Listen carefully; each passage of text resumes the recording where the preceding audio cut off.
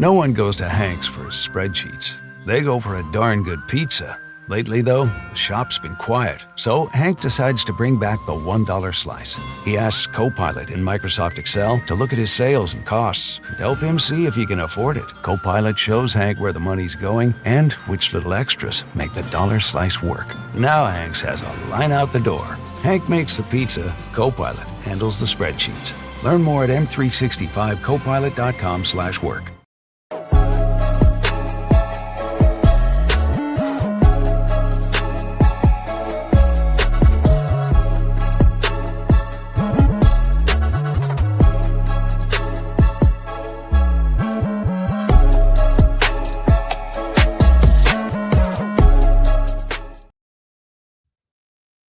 Hi everyone, welcome back to the Social Media Derby, episode 133. Man, we've got a lot to get through in this episode. We just ran through it in the background, and yeah, there's a lot to dig into. Arsenal are the Premier League champions, first time in 22 years. Jonty is here alone. The other two are not present, but I'm sure he'll channel all of their thoughts and opinions in this episode. But before we get into it, for those watching on YouTube, please subscribe to the channel, like the video, leave a comment and share if you can. For those listening on Spotify, Apple, or any of the other podcasting platforms, please follow, give us a 5-star review. And there are a lot of meaty topics, to get through in today's episode.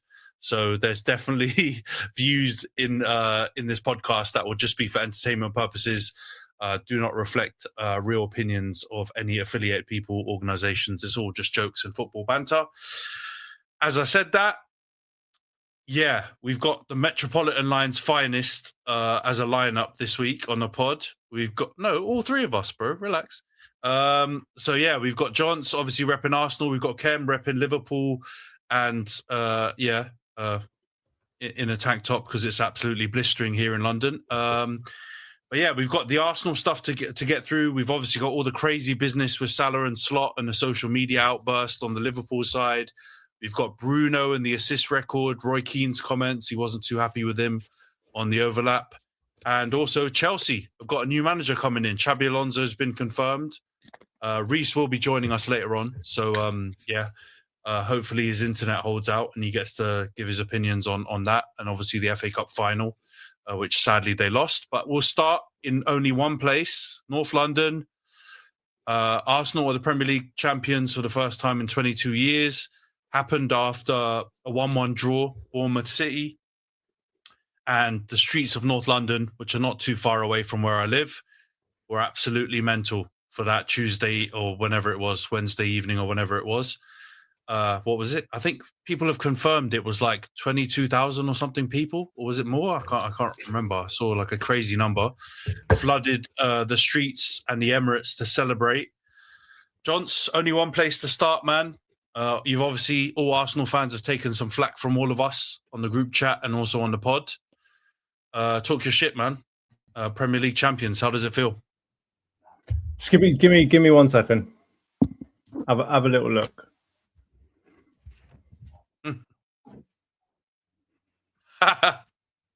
Is that a PSG top? Man's got Arteta PSG. Oh no, it's an Arsenal top. Should be. He played for them. Yeah. I can see now. You must have been roasting in that for the last couple of man's wearing 2 tops. Oh, mate. So I'm going to be wearing this the whole time. It's uncomfortable, but I could be wearing a shirt backwards. But I'll be wearing it the whole time. But yeah, 22 long fucking years is all I can say. It's been a long ass time, and I don't care how we got it over the line, but we got it over the line. And yes, as you saw, I've been hearing different numbers, 100K, I've been hearing 50K, I've been hearing all kinds of numbers about the number of people that were outside the Emirates. But honestly, I can't describe this feeling. This is the first time, obviously, as an adult, like a proper sentient being, that I've seen my team win something like this. And at the time when I found out about it, I was watching the City Bournemouth game. I was on a business trip with a bunch of colleagues in a place of the world which is not very populated. Blackburn. And no, not Blackburn. Blackburn actually has quite a lot of people. But I was in a place that was not very populated, but what it was populated with was a lot of old people. It's a very beautiful place. I was in the middle of an Indian restaurant watching it on my phone. And when the final whistle went, I screamed in the middle of the restaurant. And I got the highest number of dirty looks I've ever had in my life. I then went on to drink a huge amount of alcohol afterwards and woke up with a very sore head on Wednesday. But the only thing I can say is I regret not being in London or close to London at the time, because I would have been outside the Emirates until bloody 5 a.m. with the rest of them, seeing Saka come out in his jorts and Decky come out in his new era hat, and Timber coming out in, I don't know, like a 55-year-old man's clothes. I don't know who's dressing, man, but I would have seen the three of them out there. I'd have been probably crying with joy. But all I can say is there's a feeling of just like relief. It's just like, whether I let it on or not, I mean, these last few weeks or months have been fucking torturous. Watching Arsenal games has been really difficult. Even if it wasn't even in the Premier League, like if it was in the Champions League, there was just this sense of dread the whole time of what could potentially happen. And to get it over the line is, yeah, I can't tell you how much of a weight it is off of my chest to be able to just have it over and done with, and to get out on the right side of it this time, because there's always a piece of you the last 3 years, obviously, not last year because we weren't really in a race, but the 2 years prior to that, there's a piece of you that just thinks, oh God, it's going to happen again, especially with the style of football that we've been playing, obviously. And the let's say the usual gap that we've got between us and the opponent, which is typically like a 1-goal gap, it makes it like an excruciating watch, right? That Burnley game as an example. One of the shittest teams we've seen in the league. Like they're up there with Derby, Watford, Wolves. They're awful, and yet there's a piece of you that thinks these lot could slap a couple goals past us in no time. And yeah, that's just made it really, really hard. All of it together has made it really, really hard. And you know, a couple of people have been saying to me, "Oh no, we wished Man City would win it. We want you guys to win, but we want it to go down to the end of the last day of the season." Mate, I couldn't. Worse. I could not think of anything worse having to watch on Sunday all the games at the same time. That would have been honestly one of the worst experiences of my life from the point of view of just like blood pressure, heart rate, etc., etc. So yeah, just relieved, but at the same time, really just I'm really happy for to be honest with you, a lot of Arsenal fans, right? Because obviously I love football. It's a big thing to me. But the amount of like, you know, there's been some of these videos being done outside the Emirates and stuff where people have been in front of like microphones talking about how much it means to them and stuff like that. And it does mean a lot to a lot of people. And, you know, this is where you kind of realize like football is way bigger than just a game, just a sport.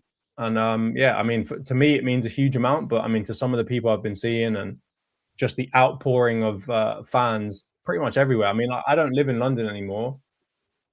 I walked around yesterday wearing an Arsenal shirt, like a discreet one, you know, the black Lynx Africa one last year. And you're getting people tooting, shouting out their window, you're getting random people walking past you saying, "Yes, mate, great kit," etc., etc.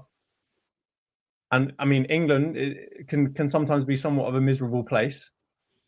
And it's just amazing to see everyone come together around this kind of stuff. And I know there are loads of rival fans out there that are hating us and this, that, and the other, and they will. But they're quiet. And I'm okay with that. And I want to keep it that way. And yeah, I'll stop my monologue there, but I don't even know how to organize my thoughts, man. It's just, yeah, I can't explain how good it feels to just be to be able to see that team get it over the line. Yeah, it's an interesting one. It's kind of a bit poetic that it's the three of us on this, or it could have been the other Arsenal lads as well. Because no, I mean it also because I think the three clubs that we support are the only ones that could do stuff that happened, like you lot did. Like you saw it last year with Liverpool and the parade absolutely went off as well. Like, let's be real, we go at each other all the time in the group chat, but the heritage clubs know how to celebrate, especially after periods of a drought. Like we United are going through it right now. Liverpool went through it for a good chunk of time. Arsenal have obviously gone through it now for a really good chunk of time. It means a lot. And I don't know if I know all clubs celebrate, and it's not. I'm not trying to take shots at some of the other clubs, but it was quite special. Even just to, like you said, like all fan bases have been a bit infested by like the new age kind of yuppie fans, right? And Arsenal's probably one of the clubs too. But the different videos you saw, it was good, man. And I feel like it was also fun to see a lot of the Arsenal players finally they could actually give it back to some people. Like some of the stuff I saw with Saka, Miles Lewis-Skelly, different people that you could tell they were livid for ages with all the bottlers chatting all these different things, but they couldn't really say anything because they hadn't won anything to back it up, right?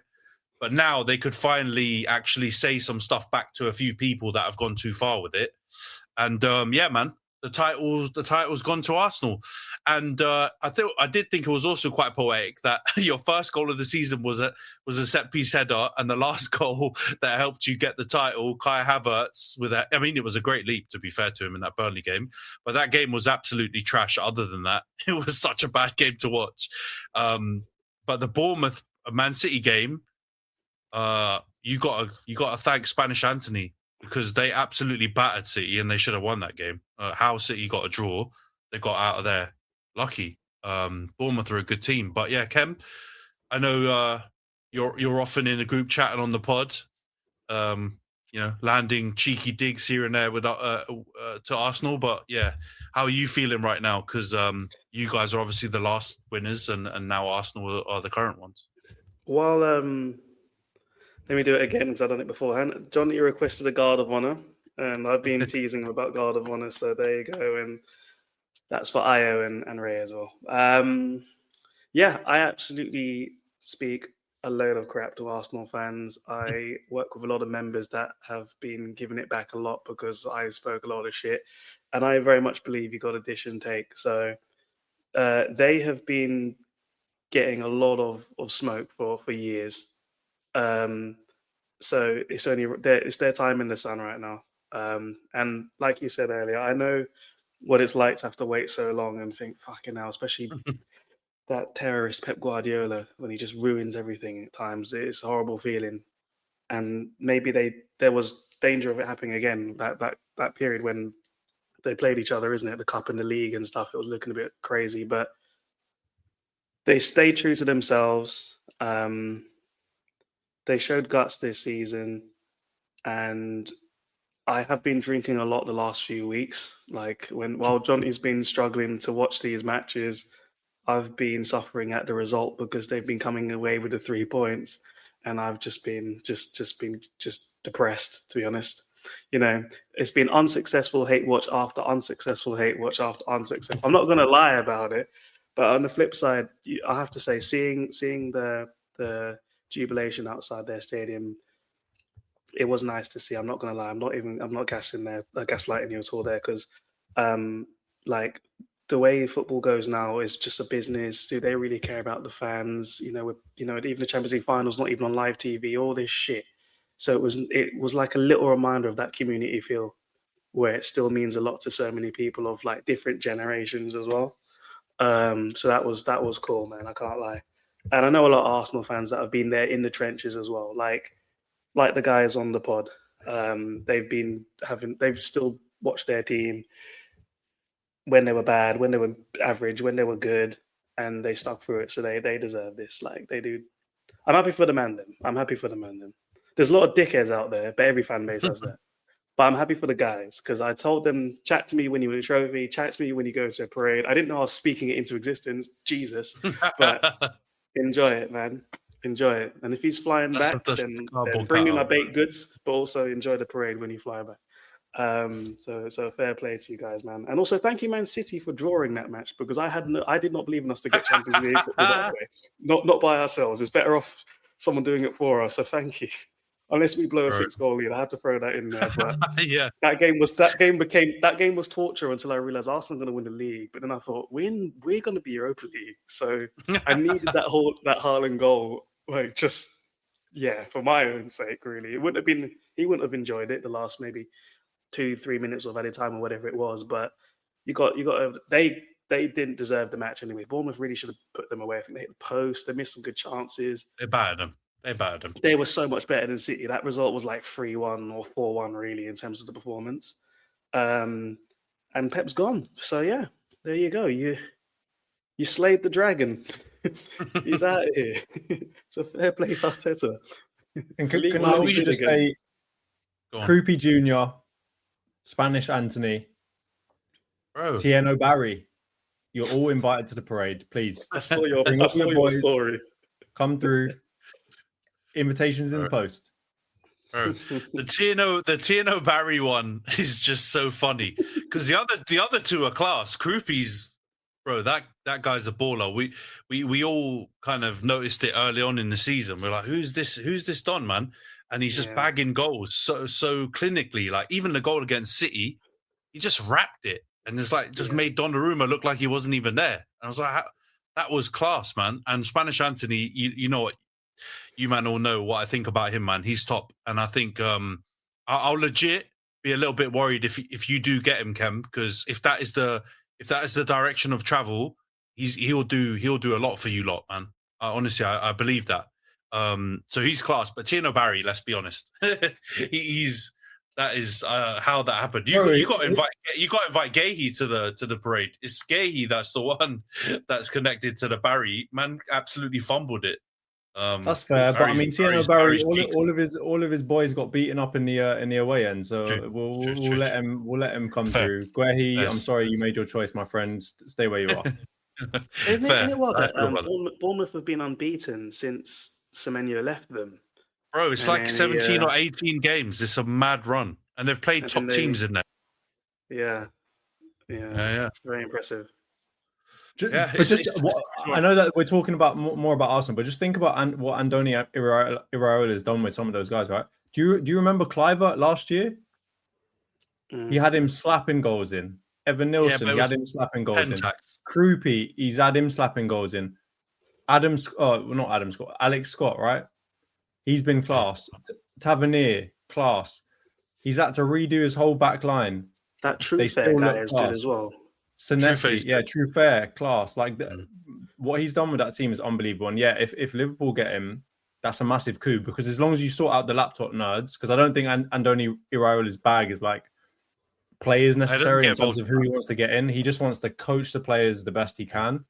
And if you do that, your squad is class. So I mean, he could. He did hire him, to be fair, but he did. He's slander for later, bro. He's a perfect fit. But we can get into that in the Liverpool segment a little bit. But you got to give flowers, man. The wildest thing for me is like, and this is not a hate or weird thing. I don't think this is the best version of this, like Arsenal, like in terms of performances, the Arsenal team. I feel like some of the other ones where you got really close and didn't win, I feel like those teams were like, they were playing amazing football, getting the results. But I think that could probably, if I was an Arsenal fan, that would make it sweeter. That like this version is the one that gets it over the line. Everyone was actually starting to put some doubt because last season wasn't quite the title charge. And you guys slayed Pep. They done well because 2 seasons, bro. 2 seasons he's never won the Prem. This is the first time in his career 2 seasons in a row he's not won a league title, and it's come because of at the hands of Arsenal. Extra flowers for them as well is this is the first time they've balanced that with like a cup run, and actually to be fair, they made the other cup final as well, and then they've made it all the way to the Champions League. I've said a lot about the side of the draw, but you can only beat what's in front of you, whatever. But they still navigated that with injuries as well. The squad depth has helped, but there's still that pressure of playing every 3 days while you're playing every team that's set up to try and save the world or whatever the hate watching narratives were every week, and they held it down. Like, so it was cool to see the players come out and join the fan base as well. I didn't actually expect that, but I thought they'd just be probably battered wherever they were drinking anyway. They knew that they couldn't come out at any like normal time. They had to come out at like 5 a.m. Otherwise, they knew they were going to get rushed by just like 100,000 fans. So I mean, that was a smart decision on their part. But The only other thing I'd say is that, like, there is a part of me that like believes that this could be a really pivotal season for us from the point of view of, I mean, maybe I'm reading too much into it, but you know, the whole stuff that's been coming out about Eze and what he apparently said to Arteta at a certain point in terms of space and just relax a little bit, give us a bit of a time and so on and so forth. And all these descriptions of how Arteta is kind of this character where he thinks if we're failing or if we're having problems, the only way to overcome them is to just keep training and work harder and work harder. And you look at his career, you look at the type of player he was, it makes a lot of sense that that is the type of character that he is. And to see the potential that, you know, he listened, if this is true, he listened to Eze's, you know, kind of request for a bit of space, a bit of time, a bit of rest.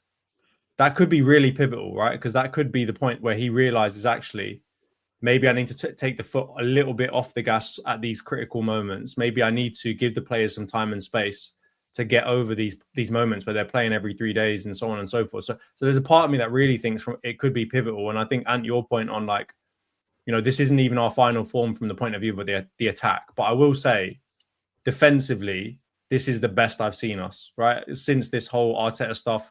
I'd even go back and look at kind of the Invincibles eras. This is very similar in that regard, right? Like, this defense is damn near impenetrable. I don't know if you guys saw the stat. We've given away literally 86 shots on target the whole season.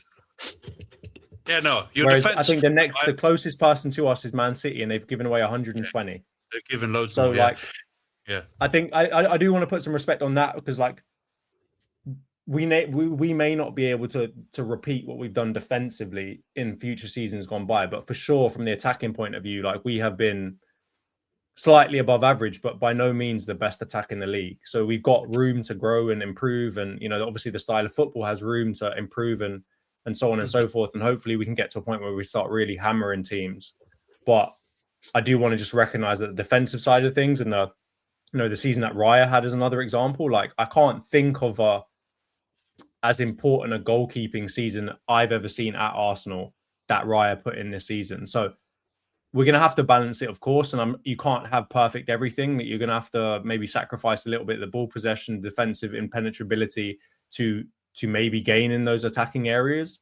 But I just do think that this could be like a really pivotal season to get the monkey off the back, and just for Arteta to learn. You know, and he is still a young coach. This is his first proper job. He hasn't had the experience of other players, other situations. So he's still learning things. And if this has taught him something in giving the players time, you know, it could be really, really important for us. So I am optimistic about the future. It still won't be easy, but just to get that off our backs and then have something to build on. Because you look at, like, the contract situation too, we've locked down pretty much all of our big players now as well. So if we add to that with some smart signings here and there, I feel like we could be in really, really good shape moving forward. I think you guys had to do it as well, just for this cycle, this period of time that you've had this team, you've had this continuity for a few years. I think mentally you had to as well, because I don't know how you get back up next season if you don't. I think it's just one of them ones where you just have to get it done. So you guys said quite often you don't really care how you get it done, just get it done, kind of thing. So I still think bro, and again, this is not a hate thing. I'm just thinking logically at, like, the squad composition and the way things are going, like what John said. I still actually think it will be quite an important summer in that, because there will be player movement. Like John said, I feel like there's going to be quite a lot of movement in the front line. I feel like a couple of players may get sold. You're definitely going to look to target a few more players in those positions. There are a few squad pieces even in defence that I think may get moved out, and you may try to look to shuffle things in there. So it's going to be still, I think, a little bit more work than I think some people are going to say, like, it's going to be a smooth transition now to just like a dynasty. But it is so key that the core that you will maintain have got this title now, and that they can help potentially bring whoever you guys bring in along with them on the journey. But, yeah, I think honestly, I think that's a really, really, really important point, right? Because I think defensively, right, the starting 4 or 5, right, I think they're pretty solidified in their position, right, for the most part, right. The left back spot's still a bit shaky, but I genuinely don't think Calafiori or Skelly will leave the season. I think that is still going to be a fight between the two of them, but probably Skelly moving more into that kind of. Oh, sorry, yeah, Hincapié as well. But I think Skelly will go more into that kind of central midfield role, and it will just be a fight between Hincapié and Calafiori. But in the attack, I think you hit the nail on the head, which is it's not going to be that, like, there's been something said about, oh, we're going to need to sell people and this, that, and the other to, you know, for FFP or PSR, whatever the fuck it's called now. But from my point of view, it's simply going to be a question of where do we want to upgrade, right? So we'll sell people, but specifically so that we can get better people in that starting area, right? So maybe Havertz will go out, maybe Gyökeres will go out, maybe other people will go out, Martinelli, etc., etc. But it will be specifically as a reason that we want to upgrade on that position. And I think that is probably, as you mentioned, in terms of like it being quite an important summer, the moves that we make to the upgrade that 11 will decide whether we get into some sort of dynasty or not. Because I'm going to be honest with you, if we play like this for the next 3 years, there's still a chance that we win another, you know, 1 or 2, just because of, I'm going to be honest with you, the competition around us and what is changing in those teams, right? In terms of Pep leaving Man City, in terms of Slot's kind of shakiness at Liverpool, in terms of Chelsea's just shocking squad despite having a good manager now, you know, in terms of Man United always just having issues with a manager not like just consistently performing. There could always be a move there on Carrick, etc., etc. I still think we could win something, but if any of those teams really fix up, and there is a potential for them to, I mean, Liverpool in terms of squad pieces, if they get a good manager in, they're back in it immediately, right? And you know, Man City's just a crapshoot. You really don't know how Maresca might do and so on. Man United's going to be in there. They've got money. They're going to spend it. They're going to get more players in. And, you know, say what you want about Carrick, but if Arteta can do this, I don't see why Carrick can't build something there as well. Like he did a good job at Middlesbrough before. There's no reason why he couldn't try and do something here. So it is going to be really important for us to upgrade in a smart way, but also in an impactful way. Because like you said, we have ways to go in that attack. And like I said, it's push and pull, bro.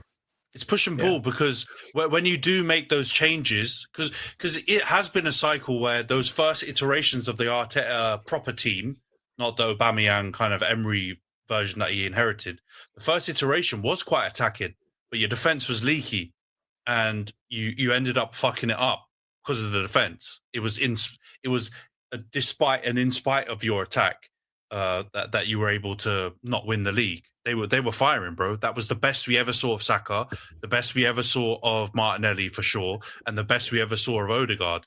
But the defense was fucking Rob Holding, Holding and Zinchenko, and then some other bums. Zinchenko came a bit after, right? So this is the thing; it's a fine balance. But I do agree with you. Weirdly, right? I was going to hate this as well. Maintaining this type of style and not necessarily making some drastic change would be what I would do. It's shit to watch, sure, for parts, right? But it's going to be still as effective next season. It's going to guarantee you're in the race and you're up there fighting, right? If you make a drastic change, and it's kind of to heed what Khem's been going through this season, what Man United have done before when they finally got a bit of traction and made big drastic changes, it could backfire massively. And like you said, all it takes is for one of two of the rivals to get it together. And if you take some back steps or change your style, you could really damage your chances. Keeping it consistent, like you said, plugging in a few players and making the system continue to work in the same way. I can't see a world where you are not top 2 in the league, right? I agree with you though. It wouldn't help the chances of a dynasty type thing. It would open you up that, you know, another team balling out completely could find a way to pip you to it. But then that's the fine margins, that's the risk that you're playing with. So that's what I mean. It's going to be interesting. And we got to throw in the Pep thing now, guys, because I know it's the Arsenal segment. Props. Pep's leaving, man. All right? Yeah. He's leaving. Like, that's going to have a big hole to fill for them. I don't know what you, man, think about the Maresca. We should probably talk about it. I've never thought Maresca was a bad manager. I've seen some people out there say he's trash and whatever. But I do have big question marks over what they're going to do with him, because he ain't Pep, man. That's my opinion anyway. Yeah. It's going to be ropey for them. What do you think, Khem? I think a lot of players have joined that team to just play for that manager. Yeah. I mean, for years they've attracted good players. They ain't playing for them fans. I'll tell you that for free. No, definitely not. The fans don't even show up. But I mean, they've won with Mancini, they've won with Pellegrini, and they've won with Guardiola. So the next man up is under a lot of pressure anyway, because they're used to that really since they won their FA Cup, wasn't it? Was it 2011 or something like that? And they do bring in good players. However ethically they do it, they do pay them well, and they're expected to do well, and they'll continue to do that as long as Saudi Arabia. Never mind. But so like with that in mind, I don't know about Maresca, but we'll have to see. He's won sort of with Chelsea, or it looked like he had them stable, but but Bluco are Bluco, and I feel like it seems now, because wasn't there always links that he would be the next man in for Man City? So it almost seems like he cried his way out to maybe it wasn't his contract that if City called he could go, but they couldn't really just fire him for no reason. So maybe they just had a mutual understanding where they said, can you just act like a dick so that like for PR, we'll just be like, all right, let's just mutually call this and say, see you later. I don't know, because it was a bit of a weird exit when he did. Because this wouldn't have just been like random news where Pep Guardiola was going to say he was going to leave, isn't it? They would have known this for a while. Like, he would have alluded to this for a while. Like, he was losing his rag last season, scratching his nose, divorce back again, all this nonsense. Like, he had been suggesting he was going to call it a day. And I think, just going back to the Arsenal point where the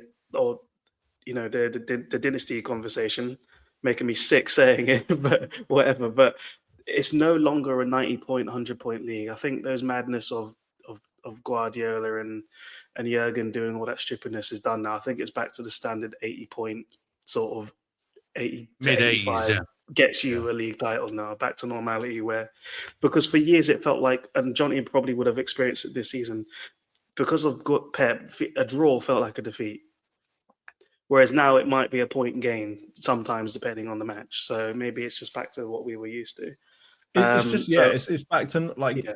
I mean, Pep going on like 18 game runs of wins. Like, yeah, bro, that's half the fucking season. Like he's going on a win streak the whole season, and that's why what you're talking about in terms of like a draw feels like a loss. Like that, I don't know. I mean, I don't know if that is just, possible from anyone else. Like that's the part where I agree with you wholeheartedly. Like I do think the gap between the top teams and the teams below them, despite that kind of mid stinkiness now at the moment in the kind of the Chelsea, Liverpool area of the table, I still think the gap between the top teams and the teams below them, like in the Bournemouths, the Brightons, the Brentfords, etc., is not as big as it was back in those kind of Klopp and Pep days. And I do have a massive amount of respect for Klopp now. I know I say a lot of mean things about Liverpool and Klopp and all this other stuff, but it's not fucking easy doing this and having to deal with this. I don't blame him at all for kind of not being able to make it slightly more competitive in terms of the trophies won between the two of them. But yeah, I think it's a really open one. The only thing I'll say on the Maresca thing, right, is like, I do think from a tactical point of view, he is actually a very capable manager. I think he's shown it, especially in the big games, right? Like the big games for Chelsea, despite their, squad issues and so on and so forth, he was able to show like some tactical outplaying of the opposition. I think he did it to us like a couple of times.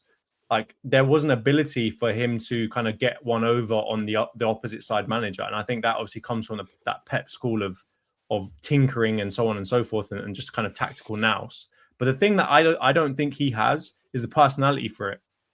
I don't think he realizes like when to just shut the hell up and leave it alone, when to just babble some incoherent nonsense like Pep does frequently. Like I don't know if he's got that kind of EQ in order to manage a team like Man City. But the only thing I'll say that's in his favor is, as much as Man City are, a big team and this, that, and the other, they don't quite have that fan pressure that a Liverpool, that a Man United, that an Arsenal has. So if he does come out and babble some absolute bollocks, maybe they just let him get away with it. They don't listen to him. They, no one's tuning in anyway, and he kind of gets away with it. But I can see that potentially being like maybe somewhat of his undoing. And it depends also on how the media will treat Man City moving forward. Because I do think that, with Pep there was this kind of aura and respect from the media in that they didn't challenge him too much. And that makes it even funnier when he did lose his rag, because most of the time it was just like a pretty simple, straightforward question that wasn't even that harsh. But without him there, maybe they get back to, well, we're going to challenge you and push you and do all the things that we do to all the other managers. And how are you going to deal with it? Because if he doesn't get things go the right way for him, it could be very easy for for the media to switch their narrative towards Man City as a club. Because think about it, right? Like Man City, oil club, generally speaking, the English media is not a massive fan of that type of stuff, right? All of the madness and craziness that's coming out about their chairman and his role in his alleged role in certain wars and so on and so forth.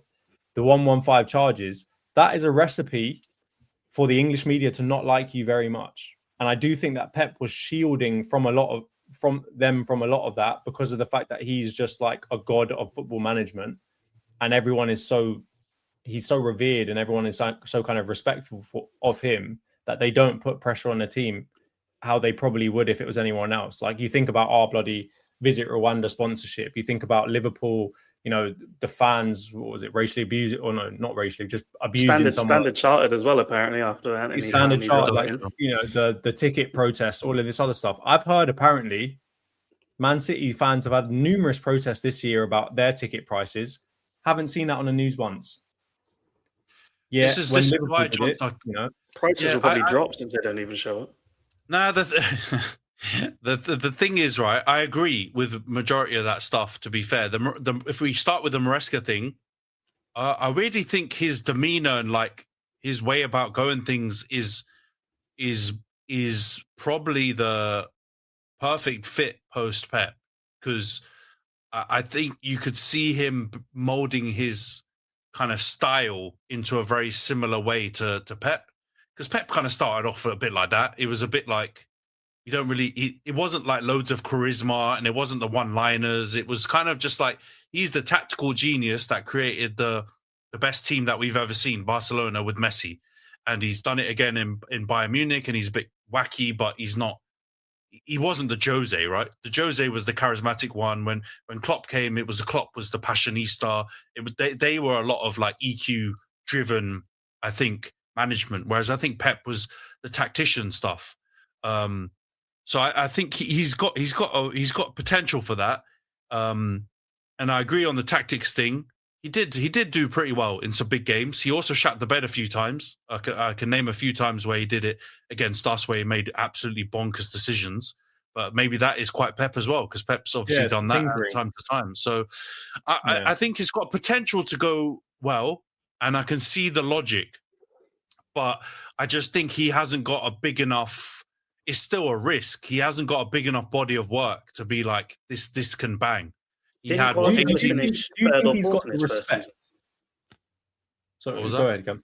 I was just gonna, just kind of what you were going to say there, but I'm pretty sure, didn't Pep finish third or fourth in his first season? I remember people used to get onto him a little bit. Like, Jonty's right, he does get shielded because of who he is, and certainly because of his past work, especially with Barcelona. But I do remember, because our media is terrible. We're going to see it during the World Cup with England, but they used to get onto him a little bit for his style of play. So, saying, "Oh, you need to do a little bit more long ball or beat.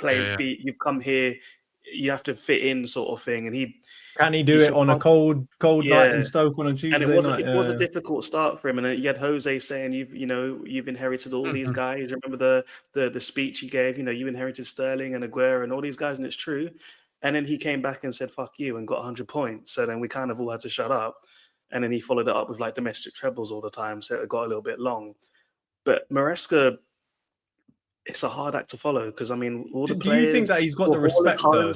Yeah, Maresca... Because obviously, as you mentioned, right, people were even getting onto Pep with his body of work. I mean, even coming into City, right, the Bayern, the Barca, right? Like, as you mentioned, we've seen Premier League teams get slapped up by Pep when he was at other teams, right?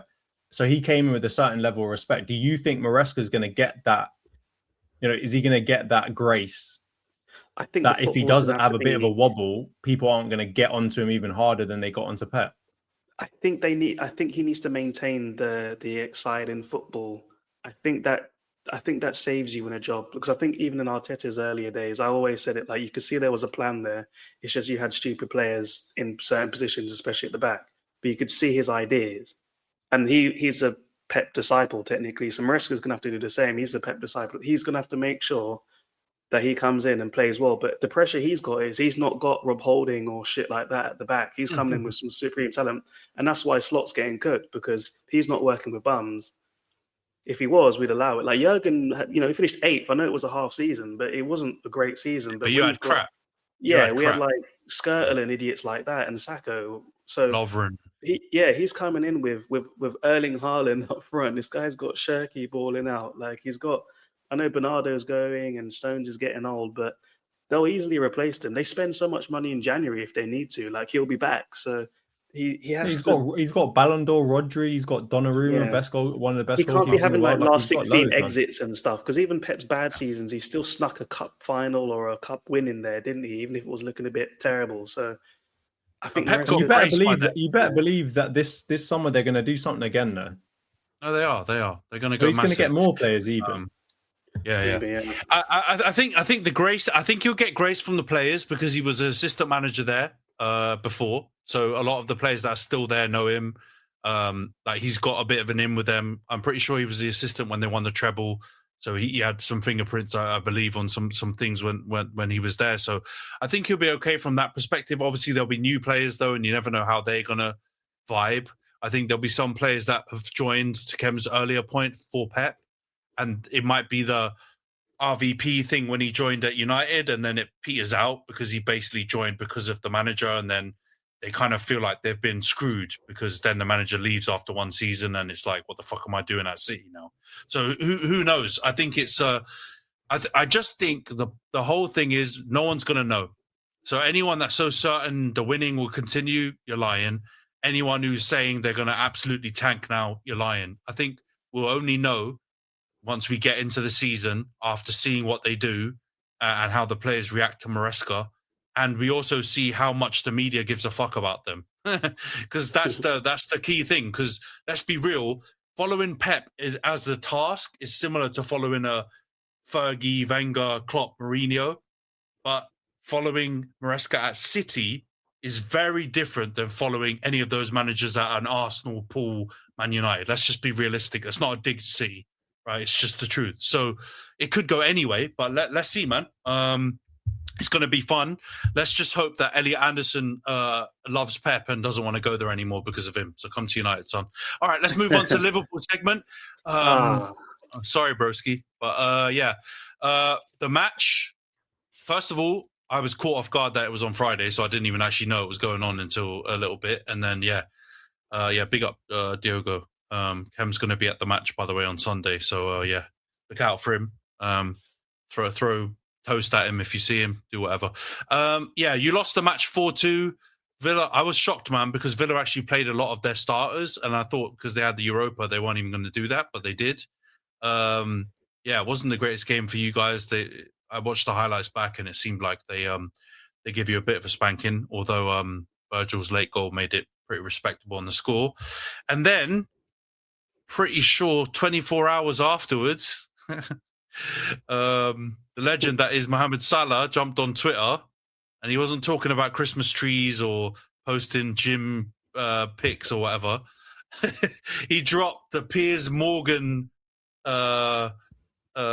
tweet, absolutely killing Arne Slot, talking about doesn't recognize the club. They need to play heavy metal football. Liverpool aren't a team that can just win every now and again. They need to be competing and do. To be honest, everything he said, agree with. He doesn't lie. I think it was very, very. I think the heavy metal thing is a bit like, doesn't have to be heavy metal because that's very. That was a bit petty. That was quite a petty part. Yeah. But the playing good football, winning, you should expect that from a big team like Liverpool. And obviously, you man have been a bit of a fucking disgrace this season. So. I think 12 fellow Liverpool squad players have liked the post as of now. Kem, what's going on, bro? Break it down for us. Man, this club is just I don't know. It was with the signings that we made. I was kind of more expecting us to be good because I was really happy with the transfer window, even with the Gahey mishap. I'm not going to turn around. I said it on pod number, the first one of the season or whatever, the transfer ones and the one after, I was gassed. At the time, I also did say like it will go one of two ways because of what happened in the summer. It's just I didn't know how it was going to go. But when we signed Isak, I'm not gonna bullshit. I thought, you know what? I think that's the one that will keep us going because I didn't expect Mo to do the same kind of numbers. That's just not possible, especially at that age. But I thought, okay, we've signed some good firepower. We signed the second top scorer from that previous season. Someone who'd been bagging loads of goals. He knows the league. It's not like these other guys who have stunk it up, like Wirtz trying to adapt to the league, and Hugo's done well, but he's still adapting to the league, all that stuff. Isak's been here and done it. So I thought that should be calm. You know, we're not going to lose him to AFCON or any rubbish like that. Just get him fit and we go from there.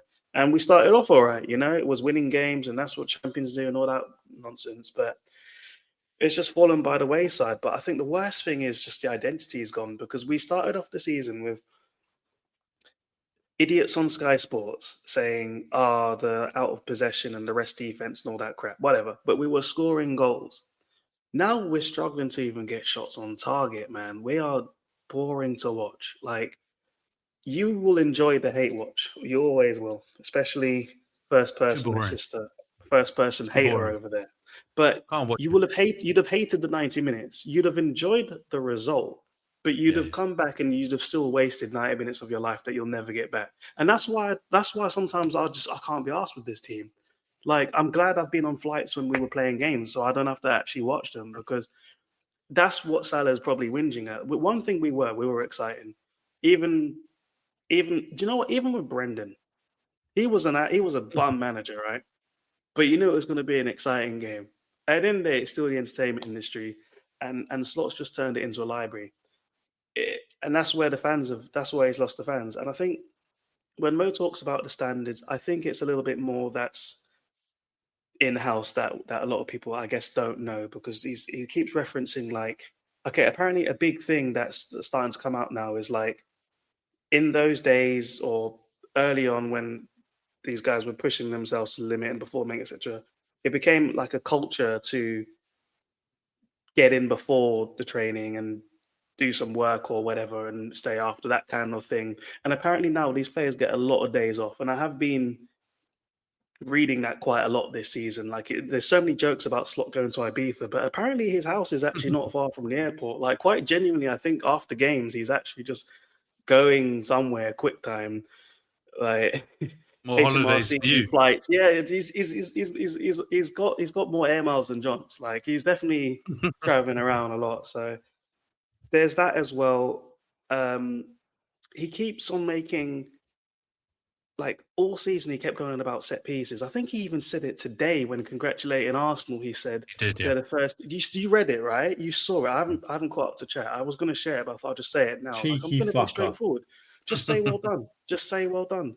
You cry about set pieces, but you didn't have a set piece coach all season. You hired like some fucking physio or some random dude to take the role, and then you fired him in December because someone needed firing and somehow it wasn't you. So I don't know, but the fact that he's still here, my anger goes towards his bosses now, Richard Hughes, because he keeps crying about the recruitment, whatever. It was your job to do the recruitment. And yeah, we could have tried again for Mike Gahey, but at the end of the day, you were crying over about a 5-10 million. Now, to us, it sounds like nothing. And 10 million is a whole lot of money, and we have to factor in wages and all that crap. But it was a guy out of contract. He's mid-20s. He's a first team, like he's an international starter. He's not a rotation guy. He's not going to get left out the World Cup like certain people. He's going to be there on the plane. And Virgil's going to be 34, 35. And the other one is injury prone. The other one is super injury prone. And the other one's a child. So get fucking Gahey. It just makes common sense. Don't rely on Gomez. Assume he's not there. And Konate is also like trying to leave and he's usually injury prone. So you need to sign Gahey anyway, just due to the numbers alone. Like we had that before a few years ago when everyone got injured, Matip, Gomez, and Van Dijk. It's happened before. They should know better than that. They let that happen. There's plenty of centre-backs in the world. If you think it's acceptable to lose 20 matches in a season, then I have to get onto him. It's his job to fire Arne Slot. He's not going to resign, is he? He's obviously going to want the payout or whatever it is. He's out of contract in a year. You keep going on to your weasel journalist, Ornstein. And to be fair, I'll side with, and Ant said this before he came in. He's got his boys in the media, and he does have some sort of, I don't know what it is, because Ornstein was fucking loving him, man. He was cupping everything, talking about him before he'd even started. And I'm like, he's not even done anything. Like, the guy came in and didn't sign anyone and came back with a prem. This guy shouldn't have even been on the parade bus when I look back at it. Like, that's just not normal, is it? That was another guy's work, basically. And not to discredit Slot, he did a good job last season, but I don't know. It's just a right mess. What do you think Salah's motivation is to say it? Because I get your point, right? He's going to say like he's speaking the truth. That's fine. But like, what is his motivation to come out and say that before the last game of the season? Something's gone wrong here, because Ant was teasing about it, but I don't know if you got my point when I was talking about it in terms of like someone like Curtis Jones, right? He's the sort of guy that you would kind of expect to be a lifer at the team, unless he really was trying to like maybe do something abroad when he's older. He's a very rotation guy. He'll happily take his wages and is from the city. Maybe if he turned out good, he might make a move. But realistically, this is his level. You kind of expect him to stay until at least his late 20s, right? He was looking to go mid-season. Not even, and he's linked again, and I think he's out, because you said 13 or 14 players liked it. I'm pretty sure Curtis actually commented on it. He was, yeah. Like that, yeah. That's in it in itself. Do you know what I'm saying? Like, when someone like that, and he says he's actually been, to his credit, he's spoken out to the media and said this is acceptable, all those kinds of things, and then he'd be benched. It's little things like that that's been going on. Like, he's one of the few players that's actually been okay this season. It's a very, very, the bar is really low. But he loves his data and all this shit slots. Curtis is the only one who can do like progressive passes. Like, he's the only one, he's played him out of position, all these different things. McAllister shouldn't be in the team. Do you know what I mean? If I'm looking at McAllister this season, I'm in the same position. How the hell am I still on the bench? Like, genuinely speaking, for the sake of McAllister, so what you think that like you think like a group of, let's say, powerful Liverpool players have come together, and Salah is the mouthpiece for them to try and get Slot gone? Or like, what do you think is the intention? But I get all of what you're saying about like the players being benched off of saying certain things and this, that, and the other. But like, why do you think Salah said it? I think Salah, and I said that at the start when you guys asked me if I was Salah or Slot, and I said Salah, because Slot's still here because of Salah's work last season, man. 28 goals, 29 goals or whatever it was, and 18 assists. Like, a lot of them were like 2-1 wins. But do you think it's like him trying to get rid of him on his way out, or do you think it's like him trying to get rid of him so that he can potentially come back and stay? To pay him, but they had no choice. I think it's above him. I think he was told to bench him, because it's getting to a point now where it's just ridiculous. Because Slot isn't the manager; he's the head coach. That's his title. That's what he was hired as. And I'm starting to. I genuinely think it's above him now. Because Salah, so you think Salah's aiming at the people above him? Yeah, that mixed zone against Leeds, he said there's people in the club trying to get me out. He didn't just specify Slot. Slot's going to get the backlash because we see him every week. It's those silent guys above him that do their shitty little red table talk and then send like little texts to Ornstein every other day telling him to say this shit. Every time we lose, Ornstein and Fabrizio come out the next day saying we still back this guy. Every fucking time. But all right, I get your point, but I've got two questions for you then, right? Because the heavy metal football thing, that doesn't track with going at the people above it, right? Because that's a managerial thing, that's a Klopp versus Slot thing, right? So you think that's just like a petty dig, but he's still trying to go at the people above him? It's not necessarily, John, but it's a bit of both. Because directors of football are involved now in the style of play. Let's not be like ignorant about it, right? I know it's different in different clubs and depending on the setup and whatever else. So obviously, like, you would imagine in some circumstances the manager has a bit more say in that, and others it's a bit more the DOF. I don't think it necessarily means it's definitely Slot when he says that. I don't really buy into a lot of conspiracy theories generally, but I have heard this stuff and I do tend to agree now with Khem about this. I don't think it's just the Salah trying to get rid of Slot by himself. I think it's as Salah is going against the whole organisation, the football side of the organisation. They wanted to get rid. They didn't want to give him that contract. I think that was like abundantly clear. Otherwise, they wouldn't have waited until the last minute. They kind of did it because it was a PR exercise because Trent was leaving, and so they said, they also gave him no choice. He had an Yeah, unbelievable, like one of the best seasons we've ever seen in the Premier Exactly. League. It Right? really He changed. It was pulled out. basically the same salary. They just gave him 2 years instead of one. Yeah. So I think Slot is part of this for sure. I think they don't like each other, but I also do think that he's going against, whether it's Richard Hughes or wherever the footballing department that didn't want to give him the contract. I think he's still pissed that they didn't just give it to him. All right, and they made it a whole saga. I think they're pissed that he's pissed that they went and bought all of these other players for hundreds of millions, which kind of signal a less reliance on him. I think they're pissed then on because Slot barely played him and kind of scapegoated him a bit with the style this season. And then I think it's only got worse since that mix zone in Leeds or whatever. And it's the final shot to just try and take someone out, whether it's Slot, whether it's Hughes, whether it's whatever. It's very obvious. He's saying, get rid of this bullshit that we're doing right now and get us back to a style of play that fits or is successful like it has been in recent time. And obviously, he knows other players back him. Otherwise, he wouldn't have done it. Like Robert tried to leave mid-season as well. He was linked with Tottenham. Yeah. Do you know how bad it is if the guy was talking to Tottenham when they're in a relegation fight? Like, I think Mo could have done a better job of. Look, these players have massive egos, and that's how they get to that level. I don't think he's quite accepted. He's not at the level he was yet, but he looks shit because he's been played on the wing or whatever a bit more, but he's not been like a flying winger for about 5 years. He's usually like a second striker closer to goal. Like his numbers were about how many touches he gets in the box. He's a very high volume player. You know, he misses a lot of chances, but he takes a lot of chances. He's very creative. Now the system was designed to obviously put him out there.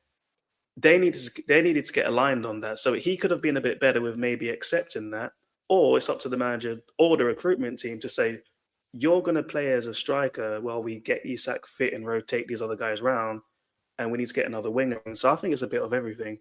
I know that the summer was a mess, and Robert said something quite interesting where he said they didn't really train much because of what was going on. So, because a long time I was wondering why these guys are so unfit this season. So maybe that will change moving forward, but it's a clusterfuck going across the board, man. You've got the captain who's out of contract 2027, the manager's out of contract 2027, the sporting director's out of contract 2027, and the CEO of football is out of contract 2027 as well. So they need to pull their finger out their arse. FSG, John Henry, he's given up the multi-club shit, so Edwards is going. So he's leaving. He might as well just go now. I don't know what he's waiting on. He can piss off. Fucking take his Windows 98 fucking computer with him. And then Richard Hughes. Linux. Richard Hughes, you're on the clock, man, because he's not good enough for Linux. Linux requires some technical capabilities. Yeah. Well, his back catalogue was pretty impressive, but it's definitely looking spooky, man. These are the hallmarks of shit I've gone through in recent years, man. So it's egos. We can banter, and there's nothing I love more than bantering UChem and Liverpool about all of this stuff, but it is bad signs, and it's going to take some pretty big calls and a drastic shift, I think, to get you guys back on track. Because even though you got some good players, even the formation of the squad, you need loads more money to fix it up. So it's not even like it's a tinkering job for you guys. You're going to need a big kind of, maybe not overhaul, but you're going to need a lot of cash to replenish the areas to make you really, really strong. I want to ask you, Khem, last point on this before we move on away from Liverpool and put you out your misery. Obviously, I'm not doing this to troll you. Carragher, because we haven't talked about the actual action of coming out and like slamming the coach. We've talked about his reasons and they're being valid and whatever. But Carragher's obviously said this line, this typical stupid line, he's Salah FC, not Liverpool FC. Do you think he was wrong, though, to do it in that way? Or do you think this is the day and age, fuck it, like Ronaldo with Piers Morgan, is what is. He's one of our greats. He's right. I understand what Carragher's saying, because it's not a common thing for Liverpool players to maybe come out and do that. But also, like, it needed to be said because you've got so many of the players backing him. No one's come out and he's not come out and said, I should be playing, or he said things that are clearly happening in front of our eyes, and he's starting to allude to things that are happening behind the scenes. So it's a bit of both. Like, I think he says it because he genuinely like this. He's who he is because of being there. Like I think he genuinely has a massive affection for being at that club, being in that city. His kids were born there. He says that a lot. Like he really appreciates his time there, and he'll probably find another club. But he's one of those guys that I expect to see following the games many, many times. Like the way Stevie said he went to his house and said, "Don't go out like this." Like I think he genuinely gives a fuck. So yeah, he sounds like Player FC. But when you're talking about a culture and standards and things like that, you know it with when Fergie left and Moisey came in talking about watch Jagielka tapes and all this shit, and suddenly the culture can go in an instant. And he's watching that and doesn't want that to happen because it happens to so many clubs. You think it won't happen, and then it does.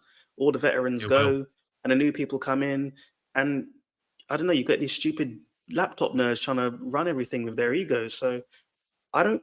He's not said anything that's like outlandish or actually disrespectful about the club or anyone like individual. Okay, I guess technically Slot is kind of hatting and the people behind, but he's not disrespected Liverpool Football Club or the city of Liverpool. He's not done that. He's been talking about the things that they want to hear. They're a socialist like city or whatever. They want to talk about playing with heart and the expectations. You win all these trophies, we flex all these trophies, and you spent all this money. You shouldn't be losing 20 matches in a season. I think this is a record. I don't think we've ever lost 20 games in a season that I know of. Like, fuck, man. So yeah, it's a bit important last question though.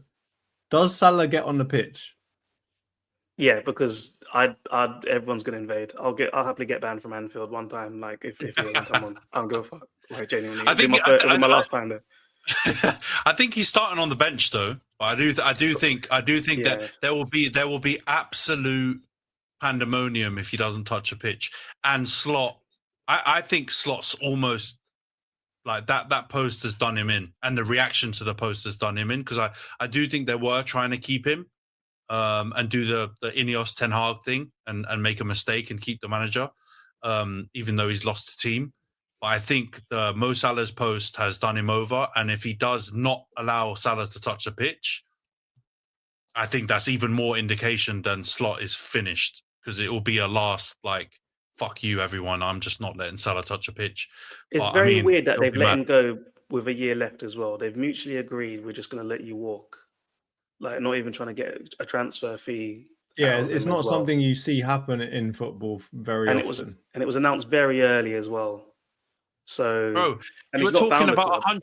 You were talking 100 million to Saudi not that long ago, and that's why I agree with you. It's mad that now suddenly you're just like, peace it up, see you later, mate. You know, get out of here. It is fishy. I don't know, man. Something's going on. It's a bit mad.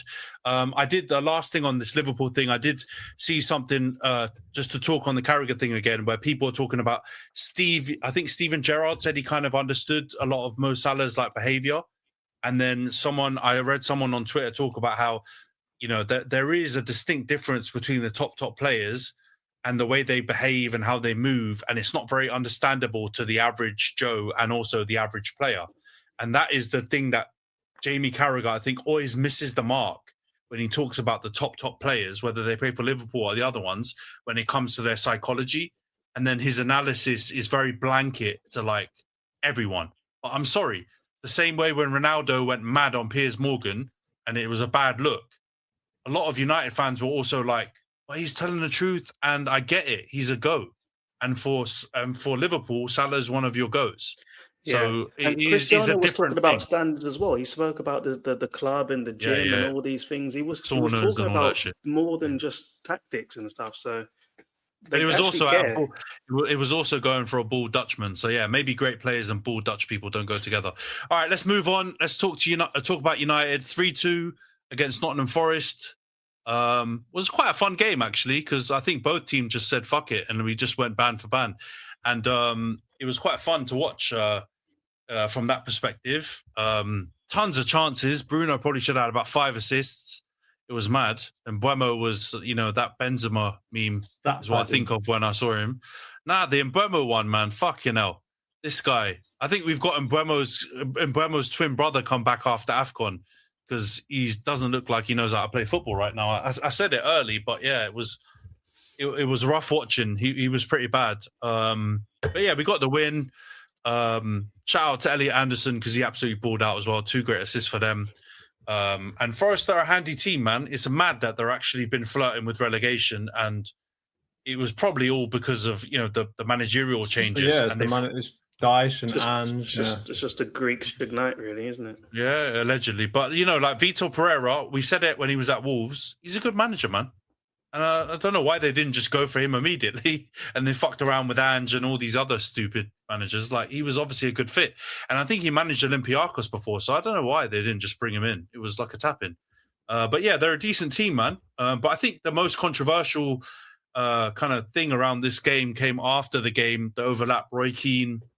Obviously, Bruno equaled the assist record in the game. There was a lot of chat about it post-game, during the game. Gary Neville was basically just losing his head every time Bruno got the ball. And yeah, Roy Keane was pretty harsh about him, saying that he made it about himself and that he was... I love Roy Keane, but he completely misquoted him as well on that episode. That is the one thing. He said that Bruno came out afterwards and talked about how he should have shot instead of passed, and that basically set Keane off on this whole thing where he was talking about how he was being selfish. I actually watched the post-match, and Bruno said the complete opposite. He said that actually he shot a lot more in a match than he probably should have, and he probably should have passed the ball more, which is the complete opposite of what Keano said. So I do think there's just been too much bollocks made around the record. Like, if he breaks it, then fair enough. I think there can be some, like, he's broken a record. Well done. But I think there's just been too much gas around the whole thing.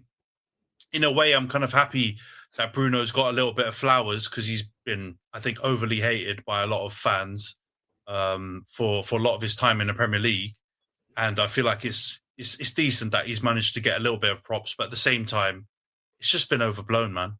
I just think there's been too much gas around it, and I think that's led to this Keane outburst, losing his head thing on the overlap. Because I do think he went too harsh on Bruno, but he needs to give Gary Neville a bit more of a grilling, and all the press for making it such a big hoopla.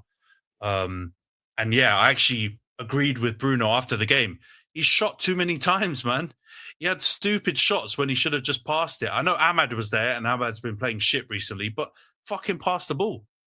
He made bad choices in the opposite direction in this game. So yeah, it was mad. What do you, man, Jonts? What do you make of this this whole Roy Keane and Bruno situation? Rhys has joined. I'll be honest with you. I think it's Roy Keane projecting what he's seeing from your fan base and the media onto the player and the team. And I get why he does it, because I think his standards, the standards that he holds for Man United, are significantly higher than you have been living up to, even this season, with a better performance second half of the season. And I think he's just kind of, he's mistaking what all of your fans have been saying about, player of the year and this, that, and the other. And, he's thinking to himself, as you probably imagine from someone like Roy Keane, individual awards mean nothing if you don't win something. Like, if you're not a dominant team, if you're not going for the Premier League, if you're not going for the Champions League, if you're not going for these big trophies, why the fuck are you talking about individual players? And I think he's of the mentality that Man United are such a big club, with so much success in their history, that an individual award and coming third is nothing to write home about, right? And I think he's made it very clear in other things, the other things that he's talked about in terms of do your job and all this other stuff, right? He doesn't want to make a big hoopla of stuff that he thinks is what you should be doing. And yes, he's equaled the record and may break it, but I don't think that makes any difference to Roy Keane if Man United are not winning something. So yeah, I think he's probably projecting that, focus from the Man United fan base and focus from the media on this getting some sort of award for Bruno type of stuff. And he's projecting it onto the team and onto the club. So I get his frustration, though, because I do think your fans are overdoing it. I get to the point, like, Bruno deserves some credit. I get that he very well may break a record that has been long-standing for a very long time. I get all of that. But at the same time, I think to myself, like,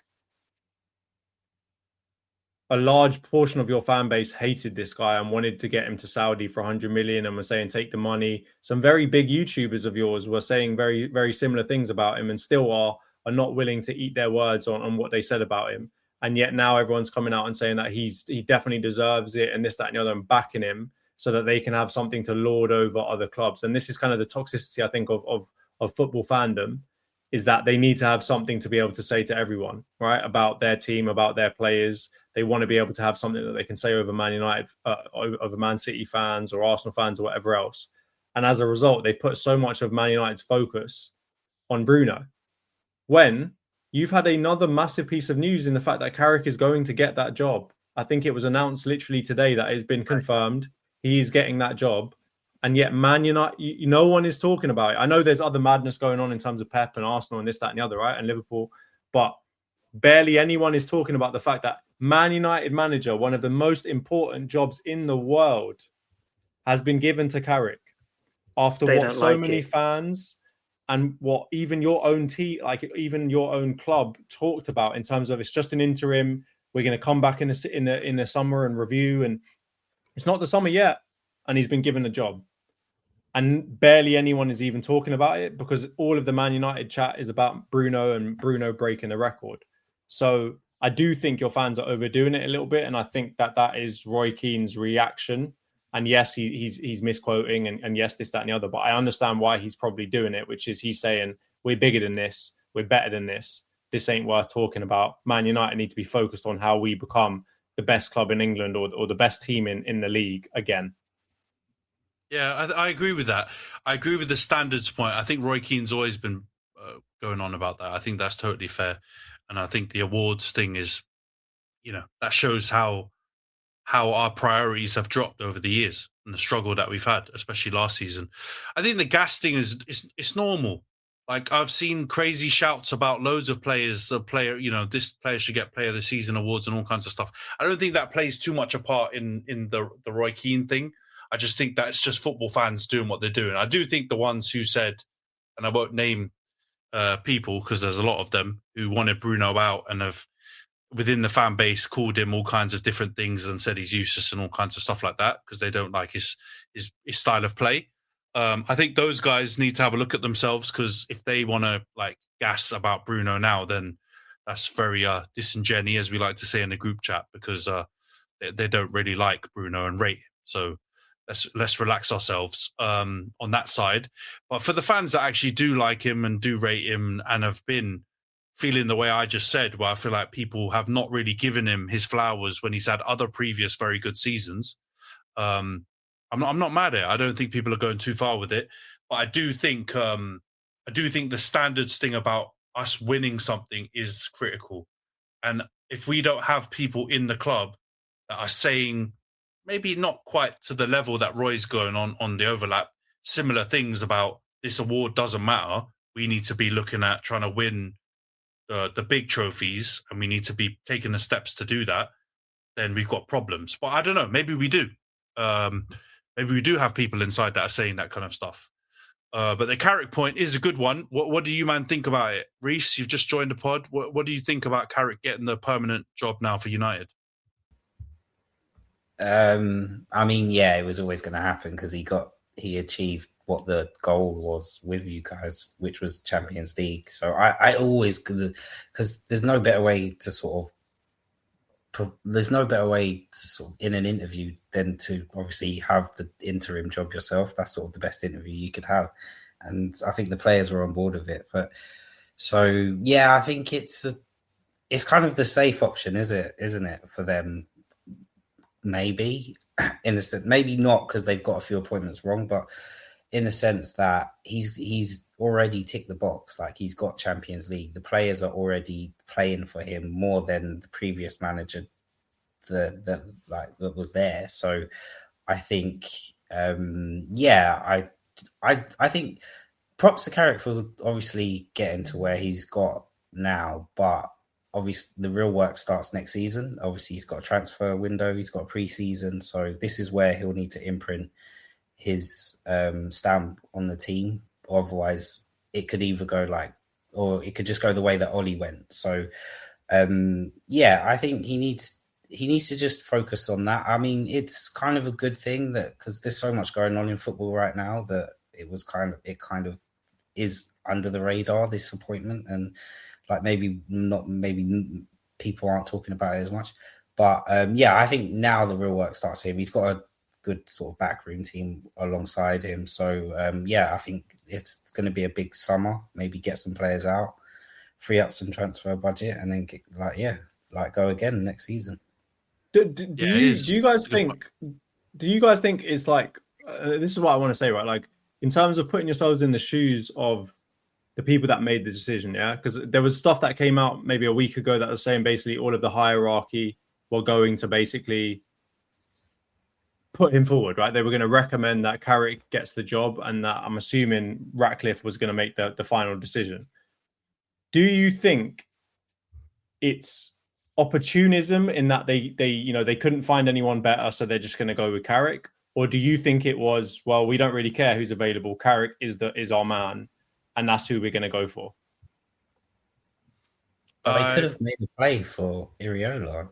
No? Yeah, I think they were talking. I mean, what I read, right, with I read a lot of the Athletic reporters stuff on United, because it's fairly accurate. Not the big transfer gurus, but the actual proper reporters. And apparently, they have been discreetly interviewing and chatting with other managers. Iriola's one of them, and there's been a few others.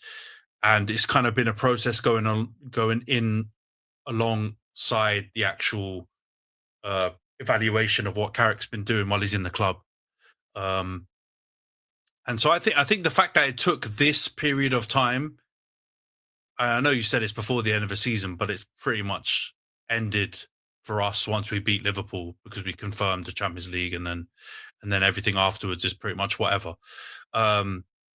I think that shows some level of diligence, but I do agree with what Rhys said. In a way, it is still the easiest option. Like, he's in the building, he's there. His salary is not going to be as high as some other managers that we could potentially get. There's less upheaval. They can just re-sign all the backroom staff. They can just do whatever. And obviously, the key point that I think you guys have mentioned already, which is slightly different than the Ollie thing, is all of the players coming out and kind of being so behind not only Carrick, but the backroom staff and everyone else.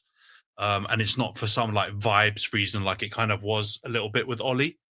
A lot of the things that the players have been talking about is a lot more about like the tactical side, the preparation, a lot of the things that point you towards kind of a bit more of a professional approach to the job. Whereas I really do believe when Ollie came in, it was bringing Mike Phelan in the shorts and let's just have fun. And get them to just play football and not worry about tactics. So that does give me a little bit more kind of optimism about this not being like an Ollie type signing. But I do think, the summer and next season will be the real job, because this interim job is different than the real job. It's going to be determined based on how he does next season when you do have the actual big boy manager title and head coach or whatever, and you get the pressure coming with it. Because if he loses a couple games, you know how that goes. The pressure's gonna build up and things are gonna be a bit rough. But yeah, man, I don't know, Khem, what do you make on this? Because you haven't really shared your thoughts, and you always get on to me for not including you in the Man U chat. So what's your opinion? I was going to say earlier with in regards to like when you were going on about Roy Keane's comments. I think he just hasn't got anything. These lot haven't got anything nice to say about Carrick, so it's only positive. You climbed up the league. Amorim had you in hell. He literally had you in a situation where you played 40 games. Like, we joke about it, but that's where Amorim had you. Amorim had you in 15th. He had Fergie going hospital. Then Carrick's had you climbing the table to a point where you've beaten Arsenal, you beat Liverpool. I honestly forgot your result against City. I don't actually remember it. But he had you competing against like everyone else, competing against Chelsea, just, I don't know, raising the floor of the team again, like bringing you up to the kind of expected standards, or to a decent starting point, getting a Champions League revenue. You can attract some better players in and going from there. And he's also someone who's been there when the standards were at their best. A lot of these current managers now are all midfielders. They're all good thinkers. It seems to be the position that seems to be the one that translates to management the best. Pep was a midfielder. Arteta was a midfielder. Xabi is a midfielder. So Carrick's, he's going to do well, providing he gets the support. Maybe they've also hired him because maybe once again, your version of the laptop nerds also still want to have a little bit of control. Maybe they don't want someone in who's like a bigger presence, like an Enrique or certainly not Jose, but you know what I mean? Like that kind of profile manager coming in again and talking all kinds of shit. Nowadays, it's quite clear they want to control the manager and call him a head coach. And your class of 92 guys or whoever's been there, they've had nothing nice to say about Carrick. They start speaking when he loses. They'll start tweeting when he loses, Instagramming. Half of them didn't even know how to use half the social media platforms. And they suddenly know how to use it very well, dropping stories left, right, and center, people out skulls. So if they have nothing nice to say about him, they won't say anything at all. So they're jumping on the Bruno stuff. Like, yeah, it has been overblown, but you've not had much positive things to say for a couple of years. So you're going to talk about that. Like, it's a big deal because social media is what it is now. People have been chasing that Henry record for years. Like, Salah should have done it and everyone let him down. Ozil somehow missed it. De Bruyne, I don't know how he didn't pass it. Fabregas, all these guys. There's a clear judge to it. So we kind of want to know, will it be done? Because the guy couldn't cut his hair. So what else is the thing that might change this season? And these guys still can't even say, do you know what? Yeah, it is a bit, we shouldn't be talking about it. We should be talking about United winning trophies. But we're at a stage where there's something to be excited about. Talking about how will Bruno affect the team next season? Who will they bring in to support him, to take the pressure off him? All those kind of things you can still flip into a positive, but it's like they're just incapable of doing that. I know Roy Keane, Carrot, all these guys will say shit for clicks or whatever, go viral, but your platform is stable now. We know who you are. You're going to get views. It seems like Ian Wright's the only one who can be objective on there, not only about his football club, but just football in general.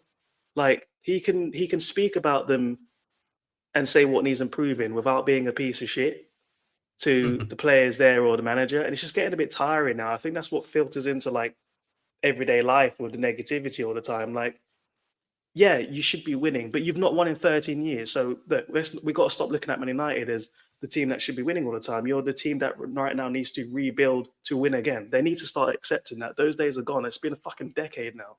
Like it's been a long time of being shit. So it's not like you're coming up now. You're not coming down to level, you're going up again. So I just don't understand it. I don't get why there's such haters of Carrick. On the Carrick point, yeah, I think that's definitely true. I don't know what the hell went on that Scholes and Carrick, and all these lot. Carrick's wife called, I think, Roy Keane a cunt or something like that. Pardon me. No, I mean, yeah, that's fine. But I mean, there's been other players too, right? Like Scholesy and some of these other Man United legends that you'd expect that would support Carrick don't seem to be fully on board yet. When it was Ollie, they were all just like slobbing all over him, just saying, yeah, we need to keep him. I'm pretty sure a couple of them were even suggesting that he come back before Carrick even got the job as an interim. But on the Roy Keane point, do you think there's a point like in that maybe Roy Keane doesn't really like Bruno anyway? Because I could have sworn that like a lot of these Man United legends don't really like Bruno to start with, because they look at him and, they look at maybe the way that he plays and maybe a little bit of his attitude and so on. And they think, oh, this guy ain't, he's supposed to be the captain. He's supposed to be like pulling this team along and he ain't doing it. That's definitely a factor because, like, I mean, they've made up a lot of stuff. Roy Keane, like, I don't know if he's done it on purpose or it's an accident or whatever, but he's misquoted him in the way that makes Bruno look bad, right? When actually what he said was the opposite. And Gary Neville was making up rumours and about different things that Bruno was doing in some of our low points, especially at Anfield and all these kind of different things, right? Which were proven not to be true. So I think they don't like him, and they've kind of trying to put on a brave face now that they're kind of doing what the Man U fans that wanted Bruno out have been forced to do now, and do that meme where the guy's got the grimace face with the smiling face mask on top of him about Bruno. To try and like cover up for the fact that they're not really feeling him as a player or as a style of person or whatever. And so, yeah, there's a lot of hate going on. And I agree with what you're saying, Kevin, mostly about just the way that they kind of comment and their punditry is about their teams. It's very much filling that kind of Souness gap that he left when he left Sky Sports. They're trying to fill that gap with kind of just negative takes. Can I just say, Bruno covers a lot of distance as well. Like he's actually got like some good running metrics on the pitch and things like that. So all those old school blue collar, run and shit, all that kind. He's not doing the Florian Wirtz school of data out here. Yeah. But he does like they say, oh, he needs to give a shit and run about a bit and fly in tackles. No, he's not going to fly in tackles. He's Bruno. Bro, it's the demeanor. It's the demeanor, bro. No, it's the demeanor. Say well done. It's the demeanor. Think about, like, even when we were growing up watching football, there is a clear difference in style between like British football and even like European football, but then also definitely like South American football, which is more expressive. There's a bit more housery. There's more like kind of, you know, shaking the yellow card and diving and all these kind of different things. And British football has always looked down on that kind of stuff, even though I feel like British football has mastered a lot of those dark arts better than like a lot of those other countries have done it. And the way that Bruno reacts is very Latin, bro. He's Portuguese, right? So it's very Latin.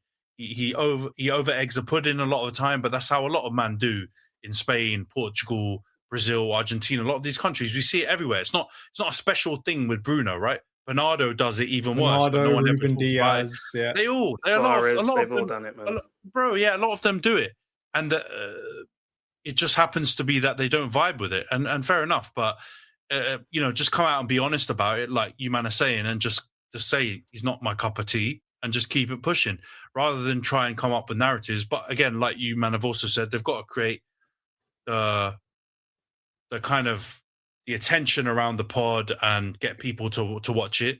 And you know, I'm saying this about Roy Keane. I love him still as well. Like he's class in a lot of other, you know, in a lot of other ways, and he's still got great one-liners and everything like this. But the point around them, maybe it's a veil to go at Carrick, I think is a pretty valid one. They don't vibe with Carrick. The only ones that support Carrick in the media are Wazza and Rio.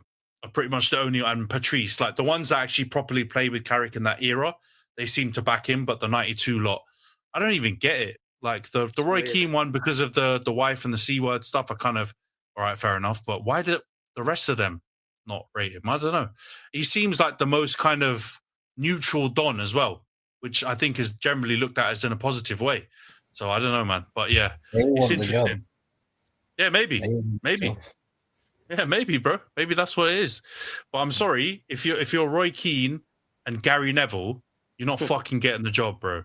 Valencia and all these dead teams that they ended up fucking up, they're not getting a Man United job. Relax yourself. You'd be lucky to get the assistant manager job. Good at Middlesbrough. There was talk of him. You know, you guys were keeping your eye on him when it was. I know he didn't get promoted and stuff, but it was the tactics and the style of playing. Like, people had their eye on Carrick for a while in terms of how he was moving and adapting to the. Yeah, it was him and the Ipswich Don. Can't remember his name. McKenna. They were doing their thing. So it's not like Ollie where it's come out of the blue. Ollie got relegated with, I don't know who the hell it was. Like he probably shouldn't have been there. But Carrick's earned the chance, earned the right to have a go. Bro, also don't forget Carrick and McKenna were Ollie's assistants. So anything good that came from Ollie, you can't. You know, it's like with the Pep thing and Sir Alex thing, you can't really tell what comes from their assistants, what comes from them. But you know, like there's a good chance Carrick had his imprint on that time as well, in a positive way or a negative way. So I don't know, man. Maybe you man are right, and Rhys is right with the blunt. They want his job and they're just being haters. Who knows? But yeah, it was funny to watch that podcast afterwards, and all the clips were going around everywhere. And yeah, I think Roy Keane's missed the mark on that one. All right, let's go on to Chelsea. You've arrived just in time, Rhys, or maybe not, maybe the opposite. FA Cup final, 1-0. Yeah, it wasn't the greatest game, man. I've got to be honest. You were there live as well, so we'll get your take on what it was like at Wembley. And then at least you got a bit of positivity. I did watch that Chelsea-Tottenham game because of the staggered kickoff times, and you man actually looked all right. Apart from the last 10, 15 minutes when somehow you managed to make it a bit ropey, and Spurs got back into it. But the rest of the game, you actually looked decent. Enzo scored. I can't work out if Enzo's goal was a worldie or the keeper fucked it up. I know what Jonty wants to say. I'm thinking about it, but I couldn't quite work it out. But yeah, what did you make of the games, bro? Obviously, you were there at Wembley to see the cup final. Yeah, the cup final. I mean, we get points for trying. Like, I mean, we didn't get battered.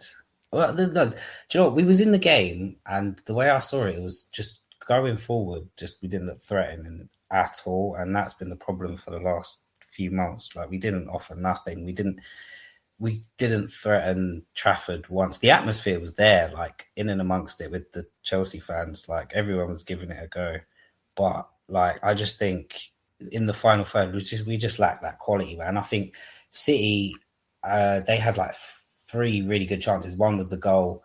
They had one where Haaland, I think he went through against Sanchez, and then there was another one. I think it was I can't remember who it was, but it was a header. It just went over the bar in the second half.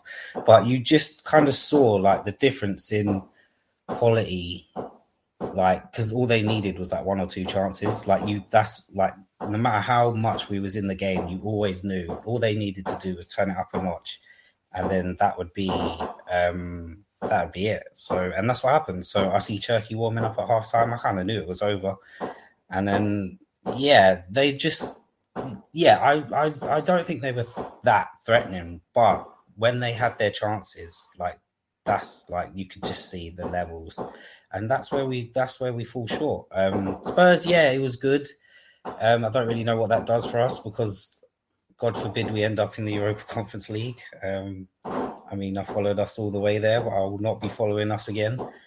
But I think we need to, let's just end the season. I mean, Delap's broken just as many jaws as he has goals at Stamford Bridge. I don't know what you want to do with them stats, all them data guys upstairs, but I don't know if it's just shocking, man. Like, and then obviously we get good news with Alonso. He is a top manager, but at the same time, it's not much to be excited about. We're in the mud. We practically wrote off the season in January.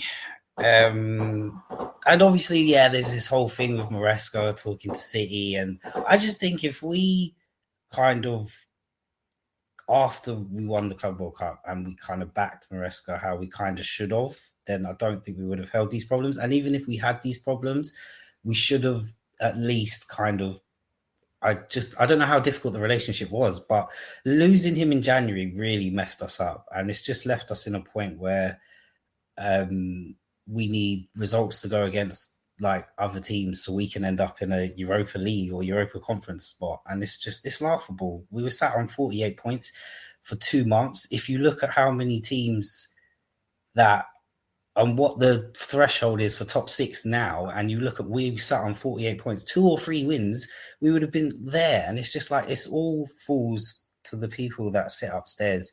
So that's great. You got Uncle Jabby in. It's a start, but it ain't gonna ain't gonna start the ball rolling for the mess that they've created. This is what's that? 3 out of 4 years out of the Champions League. Like this is we're 4 years into this project. We're probably going to have to wait another 4 years for this project to come into fruition. It's just not a good look. So I think the whole sort of Alonso thing is good for now, but it just depends on what happens in the summer. And like, can we even buy players in the summer? I think it looks like Enzo wants out. Cucurella probably is following him behind the door. So there's a lot to fix. There's so much to fix. So let's just miserable fucker. I have do to be. Do you know what you could have ended up with? You could have ended up with Ange. You could have ended up with Sean Dyche. You could have ended up with a real stinker. You managed to steal one of the best managers on the market with one of the worst performances this season and with the stinkiest team that you've had in a while, with a crazy shout of like all of these players that are supposed to be half decent for you wanting to leave or wanting to get out. And you're sat here like someone's shatting your cornflakes, mate. You should be on here cheerleading for Shabby. I'm sitting here like no, because if we start to cheer him, then we start to get behind what they're doing, and what they're doing is sabotaging this team from the top down. Like so there's nothing to be like happy about yet. Like they've given him the manager title. What does that mean? Like, how many briefs have we seen over these years? Like, Chelsea are going to go for experienced players. Chelsea are linked with Mike Maignan. Chelsea are going for Antoine Semenyo. Listen, don't piss on my head and tell me it's raining, bruv. Like, at the end of the day, we have had so much opportunity to pull ourselves together, especially after last summer. And what have we done? We've regressed. So there's nothing to be happy about. Like, and the fact that we like I said, we sat on 48 points for 2 months. It's embarrassing. It's absolutely embarrassing. Bournemouth, Brighton, Brentford, all the bees, like they're all above us. Like, what are we doing? Like, so Well, I it's just because you had a shit it's- manager. Now you've solved one of your biggest problems. it's great, yeah, but he came in because of them. Like, he was put there because of them. So it's great. Yes, we've got a top manager, but at the same time, we need to back him. We need to make sure that we provide him with the right players so he can go and do his job, and just leave him to do his job. So there's still a lot to fix. So like that is the first start. They've got a top manager. The first, we've gone from what? Graham Potter, obviously Pochettino, fair enough. Maresca, yeah, but all these managers have lacked experience except Poch, like obviously. But like, so this is the problem. So But now you've got a manager who went invincible in Germany and is a former Real Madrid manager. Some decent experience there, mate. Yeah, but is he going to have the right backing? Like, that's what I worry about. Like, in the summer, are we going to go out and get the right players? Like, and are we going to sell the right players? And if that happens, then yeah, I'll have a bit more optimism. But like, I can't sit here and wait another like 3-4 years for this project to like come into place. Like, and then obviously you watch the teams that have also surpassed us in these last 4 or 5 years, like Arsenal. Like, of course, they've lapped us. Man United, I'd say, with since Ineos come in, they've taken over us.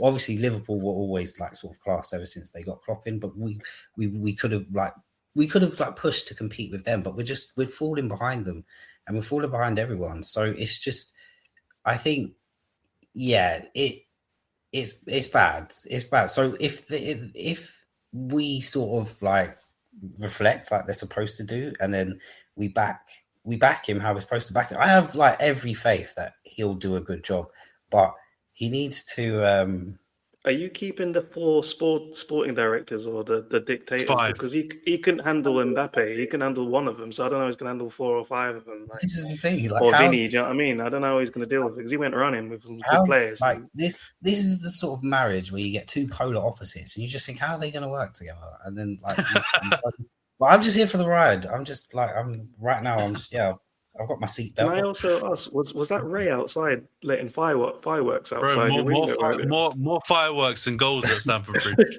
I don't know. Listen, I'm in Harlesden right now, so anything can happen. It's the Arsenal celebration. What I was about to say, Rhys, have you realised yet which team is the biggest in London? No, do you know what? I'll tell you what though. In terms of fan base, I'll definitely give it to you there. I definitely think everyone sort of in London that grew up in London is definitely an Arsenal fan. Yeah, they definitely they had, because I was speaking to someone and they definitely had like a long part of the streets during that like 01, 05 period. A lot of people sort of resonated with that. So yeah, I definitely think in terms of fan base, I would say that, as in like, I'm not ashamed to say it. Like, get used to it. But I remember Chelsea's fan base. It grew when obviously we improved. So under Roman, all those years that you were cheating. I get you. No comment. I plead the fifth. I don't know what. Don't incriminate me.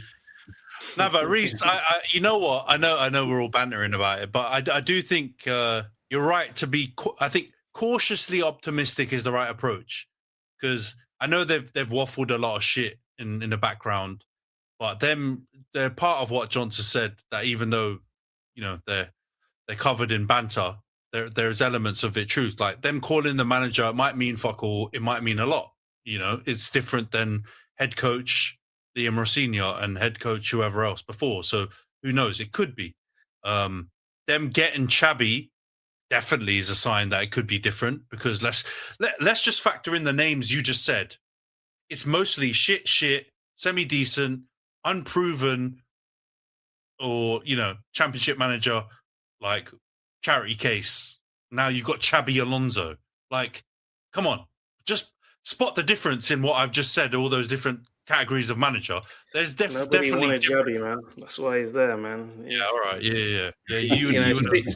City could have grabbed I him. heard Liverpool they could have grabbed him. were singing his name. They were singing his name. And he was I don't sitting know there. about that. I don't know about that. He's been rejected by us twice, you know. There's a reason for it. Man. This guy, Yeah. Arbeloa lasted longer than this guy at Real Madrid. Man. What are we You've talking got about? your Arbeloa. agendas. Let me tell you, right? We're doing our alternative stats, right? I think Xabi Alonso's win rate was like 70+% at Real Madrid. That is fucking phenomenal, by the way, right? Some of our GOAT managers haven't hit close to 70%. So he got screwed over. So I know you got your agenda. 2 months against Rayo Vallecano and stuff is going to look pretty. Bro. They remember that they beat Barcelona in period 2, bro. Yeah. And then he walked out the door. Who walks away from Bellingham and Mbappe and Vinny? You say that, but then you call Mbappe the sport dictator or whatever you called him earlier. Exactly, yes. He is a colonel. He's definitely up there with some of the worst. But I have to hate Rhys, sorry. Yeah. You have to do agenda's agending, but I have to say you got to be a bit optimistic with it. Let's see over the summer. I get it. Yeah, you've lived through Kittens and Garnacho. I get it, man. You're traumatized, but let's see. You may get proper players now because you've got a proper manager, and it is actually maybe what you said. It's more about who you can keep as well. Because as much as I don't really rate Fernandes, he's played pretty well for you this season in the grand scheme of things. Cucurella is one of your better defenders. If you lose them, where do we go? Do we start again? Yeah. Do we? So there's a lot of questions that need us answering. Just bear in mind that Cole Palmer, he can take the summer to get his surgery and come back in good shape. He's going to be free. But I actually agree. Like, as much as I'm not mad, like he didn't make the England squad, but there's a few. João Pedro missed out as well, and Esteval he won't be. So yeah, I'm quite happy for them to have sort of a break, and it seems like they need to go away, just sort of have that rest and refresh and come back. So yeah, I'm all for that. Like, definitely, I feel like a lot of the players haven't done a lot to end up in sort of those squads. Obviously Pedro, bar that, but yeah, I don't think Palmer's sort of done enough when you look at the players ahead of him. Maybe. All right, we're gonna segue into that in a second, but before we get into that, because I think we've done the Chelsea segment. Rhys is understandably still, traumatized by the season. We'll allow him now, but Southampton. Bro, we don't talk about championship football, but this is mad.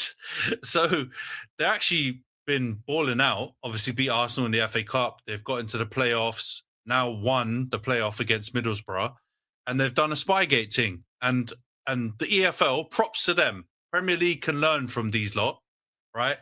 The case got filed or whatever a week ago a bit. They've come to the verdict, which is Southampton, get out of here. Middlesbrough, come on down.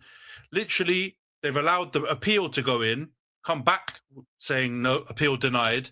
We're cracking on with the playoff final tomorrow. Well, what do you, man, make of this? Because it's a wild case, but I kind of low-key love how the EFL just dealt with it swiftly. It's unprecedented, man. I don't recall anything like this, apart from Morocco and Senegal, I suppose. But I guess, it's a wild one. It's an absolute wild one. I'm happy because I hate on Southampton because they snitched on us a few years ago about Virgil just to get an extra 10 mil. So I'm glad to see it. It was the first time I was like, fuck you guys, man. You had something coming for you. You had to wait, Just wait. Don't argue. Just wait. He's been holding on to that for 10 fucking years, man. We could have had Virgil at the start. Yeah, that's waiting until January for the same thing to happen. But anyway, I've never seen such a thing like that. But it's such a dumb thing to do as well. They're a yo-yo team. They get so much money from getting relegated. They're good enough to win naturally and ethically. They don't need to do all that stuff with the spying. But God knows how many times it happens now. It's opened a can of worms here. How many other teams does it happen to, or how many other teams are doing it? If you look at the run, they actually strong. If you look at the run they went on in January, there's definitely more than 3 teams they spied on. Oh yeah. But the funniest thing is that the ones that they've confirmed, they did not win any of those games. Yeah, that's Or the Middlesbrough one in the semi-final of the playoffs. That's why they've admitted them. Like, allegedly, I have to say that, right? My thinking is they've been strategic about it. They've probably, to Rhys's point, been rolling my man out, that intern out around the country. He's been clocking up the company car miles, and they've been behind a lot of wins, but they've just like self-snitched on the games where they didn't win to just make it look a little bit, a little bit cleaner of a case. And the EFL have said, get the fuck out of here, you're out anyway. Like, so it's just completely backfired on them. Shouldn't the others have better security? Isn't it really up to you to sort of like, not let That's randoms what I was going to say. Like, get a fucking head, plant a hedge, man. What are you not doing? Honestly, like... because apparently it's situated next to a golf club. It's situated next to a golf club. So it's quite an open space, so you can actually sort of... Well, every club they spied on was next to a golf course? No. The funny thing... No. Middlesbrough one. But the funny thing is, the owner of the Middlesbrough, like, he owns the golf club. Yeah. So he could have just fucking secured the venue as well, like secured the place up. And you know what it is? Did you see the picture of the Don? He's the most obvious Donny ever, just sitting there next to a tree taking a picture. There's no camouflage. He's not tried to like style it out. He's just like bait face, just in the middle of there, obviously not part of the training. And the other thing is, like, how did he get in? He couldn't even style it out. My man travelled all the way from Southampton to the other side of the country. Like, they're going to notice him. He's not from round there. I'm also pretty sure that he had Ruben Amorim's clipboard while he was doing it. Like, he had clipboard in one hand, phone in the other hand. But have you seen what Tonda Eckert like has used as his kind of like reasoning as to why? And apparently he says in Germany it's not banned. You can do it. And so he came here and he thought he could still get away with it and blah, blah, blah. And they're looking like, or I've heard rumors that they might ban him for 1 to 2 years from being a manager in the Football League as well. It's unethical, man. You can't do that. Like, I think just the integrity. I blame the lack of security, But also, what's the other team crying for, saying, "Oh, we didn't have enough. We don't know who we're going to prepare against." Like, you're preparing for a final regardless, man. Like, get over it. The fixture's not going to change. Is it Hull crying about? I don't know. I think the big point that they're trying to say is that I think Middlesbrough finished above Hull. And so they're like, we wanted the shitter team. Yeah, they just want to go straight up. They're just saying, fuck this. Middlesbrough lost. Why are they through? Southampton should just forfeit the final and we're up. And I got to be real. I hear it from their side because I get that. I think they're getting their cheeks clapped, whether it was Middlesbrough or Southampton. So they're just trying to go up. So I hear it. But yeah, it's wild, man. All this drama, and it was like going right up to the wire because obviously you got the final tomorrow. Playoff final tomorrow, and all this stuff has been going on. But you know what? Big up EFL. We're normally very critical of different football organisations and the FA and all that. They've nailed this one because they've done it properly, and the Premier League can learn. We've been waiting for 115 to be resolved for 5 years. The Chelsea stuff as well, that you guys self-snitch on yourself when thingy came in and all that kind of stuff. Everything takes ages. EFL just done this swiftly. And so from the point of view of like zero tolerance, like if you really don't want people to do this again, this is exactly how you treat it. You come out and say, well, okay, you're done for. And I could have sworn they're also going to start next season with -4 points as well. Really? So they're getting a points deduction. They're getting kicked out of the playoffs. They're probably going to lose their manager now as well. That's the way you handle it. I think there'll be a lot of legal ramifications as well. Because if you look at the teams that might have missed out on the playoffs because of Southampton, as well as like anyone else, like might like getting relegated or something. I think a lot of people will have a case. So yeah, they're also saying that the Southampton players themselves might sue their own manager / club and say because they would have got a pay bump of going up, right? Because it might be in a lot of their contracts that they get this much more money if they go up. So there's apparently there could be the potential for them to be exposed to their own players suing them as well. And that's what you get for beating Arsenal in the semi-final, you dirty fuck. They saved that 10 million that they got from Van Dijk then to pay off these lawsuits, man. You man. I was so innocent about adding this to the agenda or the run order for the pod. I didn't know you, man, were holding on to all these things. But all right, let's move on to the England squad. Talk about holding on to different agendas. This popped off the group chat yesterday when it got announced.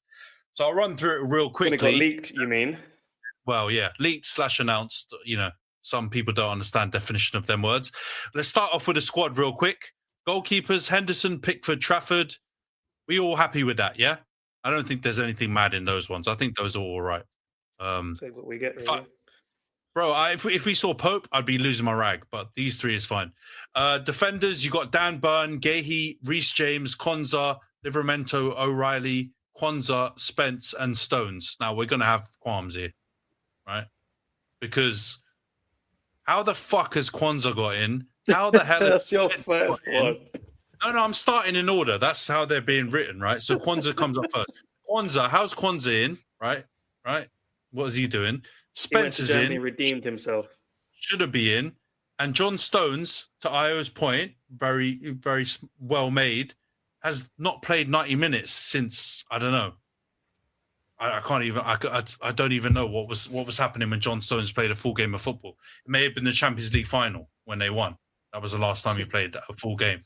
So I'm sorry, them three, maybe Stones for experience, like we argued, but the other two, no Lewis Hall, no plenty of centre backs you could have put in instead of Kwanzaa, but obviously Maguire's the big one that everyone's upset about, and well, mostly his family. But yeah, like what's going on? Come on, guys. I know you've got agendas, but Rhys, you haven't really spoken on the group chat about it. Do you agree on them three being a bit mad, or do you think I'm the one being mad? No, I do think he's gone for a lot of utility players, but I think I do worry like at centre back if Gahey or Konsa gets injured, we might struggle a bit. Obviously, because we've got Dan Burn and John Stones, like you said. Add Dan Burn to that. He should not fucking be on that list either. I honestly think he's picked a lot of players out of their ability to play in more than one position, and that efficiency as well. So I don't. Yeah, there's certain, especially in defence, maybe I don't agree with, and I do think we've left ourselves short at left back as well. Yeah, I would have maybe Lewis Kelly, man. Where's Lewis Kelly at? I didn't even think about Lewis Kelly. The Lewis Kelly one is a cop out because he hasn't played that much this season, but you'd still put him in for the literal point Rhys has just made is why I was arguing so much with Khem yesterday, right? Not with Khem, but just with the idea of certain reasons why he's made these choices. If it's utility, why the fuck haven't you picked Skelly then? Because Skelly can play two positions as well. Like another person you'd get over Spence. Lewis Hall should have been there. Lewis Hall as well. Diabolical. Yeah, he chose the worst of the like in terms of Tino Livramento is good. Don't get me wrong, but he looks at the pitch and he gets injured. Exactly. Yeah, and he's missed out on Hall. There's a large part of me that just thinks like he's just a very particular guy. He's got his people. He's going for his people, and that's how he's going to do it. Because we're going to get onto other parts of the field too. But he's obviously done this all over the pitch. But I agree with you. I mean, he missed out Luke Shaw as well, because Luke Shaw can play centre back and he can play left back. I know he's not like the perfect centre back, but he also could have played in those positions. No, O'Reilly's probably the only one that I think is not questionable. I think O'Reilly's good. Bro, I don't even rate Luke Shaw like that, right? I think most of the time he's been an absolute fucking disgrace in our team, just picking up a check, right? Always being injured. But he's actually played the whole season this season, been pretty good. He's not been amazing, but he's also not been absolutely diabolical. So you for the utility point again, if that's the reason, centre back and left back. This is why I'm saying it's just like all English managers. Give other people a chance to let their country down. Maguire's done it. Shaw's done it. Bro, these are his favourites. This is the same consistent. That was the one thing I said yesterday. He's been picking all of these fucking players for most of his squads, whether they're playing or not. So he's just picked the same squad. He's just gone safe. I don't know how you think having Dan Burn, Kwanzaa, Spence, and Stones is safe. And to the injury, I would have gone Colwell over Kwanzaa for sure. He'll get injured when he gets to the flight gate. Yeah, but you're doing that while also picking Stones. I know, this is what I'm saying. It doesn't make sense. His logic is just weird. All right, let's go on to midfield. Elliot Anderson, Bellingham.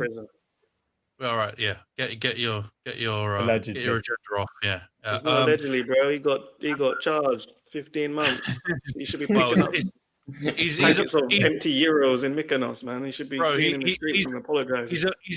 for the purpose of this pod surviving, is still going through litigation. So he hasn't been found. His charge appeal 4 times. Ken anyway, wants him making toilet ouzo. He should be offering sunbeds and stuff to people and handing out leaflets for the club.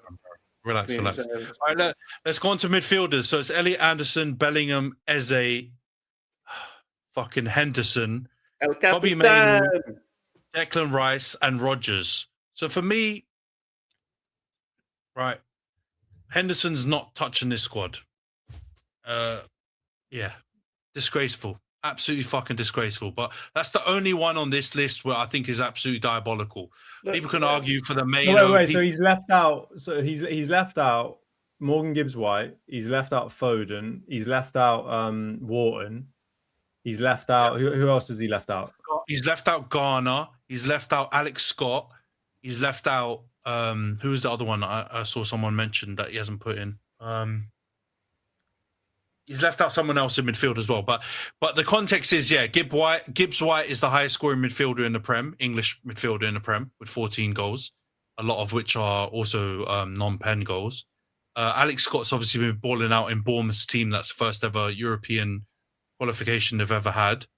Garner, I heard someone, was it Tuchel himself fucking compare him to Valverde, and you're not picking him in your squad? As much as I think that's absolute gas. Valverde starts fights in the changing room. You don't want that. You want good eggs. He doesn't really start them. He just gets beaten up, allegedly. But yeah, so this part is probably not that bad overall. But yeah, the Henderson one is just the one I don't understand. We expected Brentford to go down, right? And he came and he said, "Don't worry, guys. That's got nothing to do with him, man. You're going to pull through. You're going to get to the gym early, like Salah said. You're going to go in there. You're going to do your rehab work. You're going to train hard. You're going to press. You're going to geggen. And now look at them. There are little points with you guys, mate, with Blue Code. That's leadership. He got an assist against you lot when they packed you out in the season. I don't think assist against you lot. Everyone gets assists against us. Against United, he balled out. The best Brentford team, he's not on it.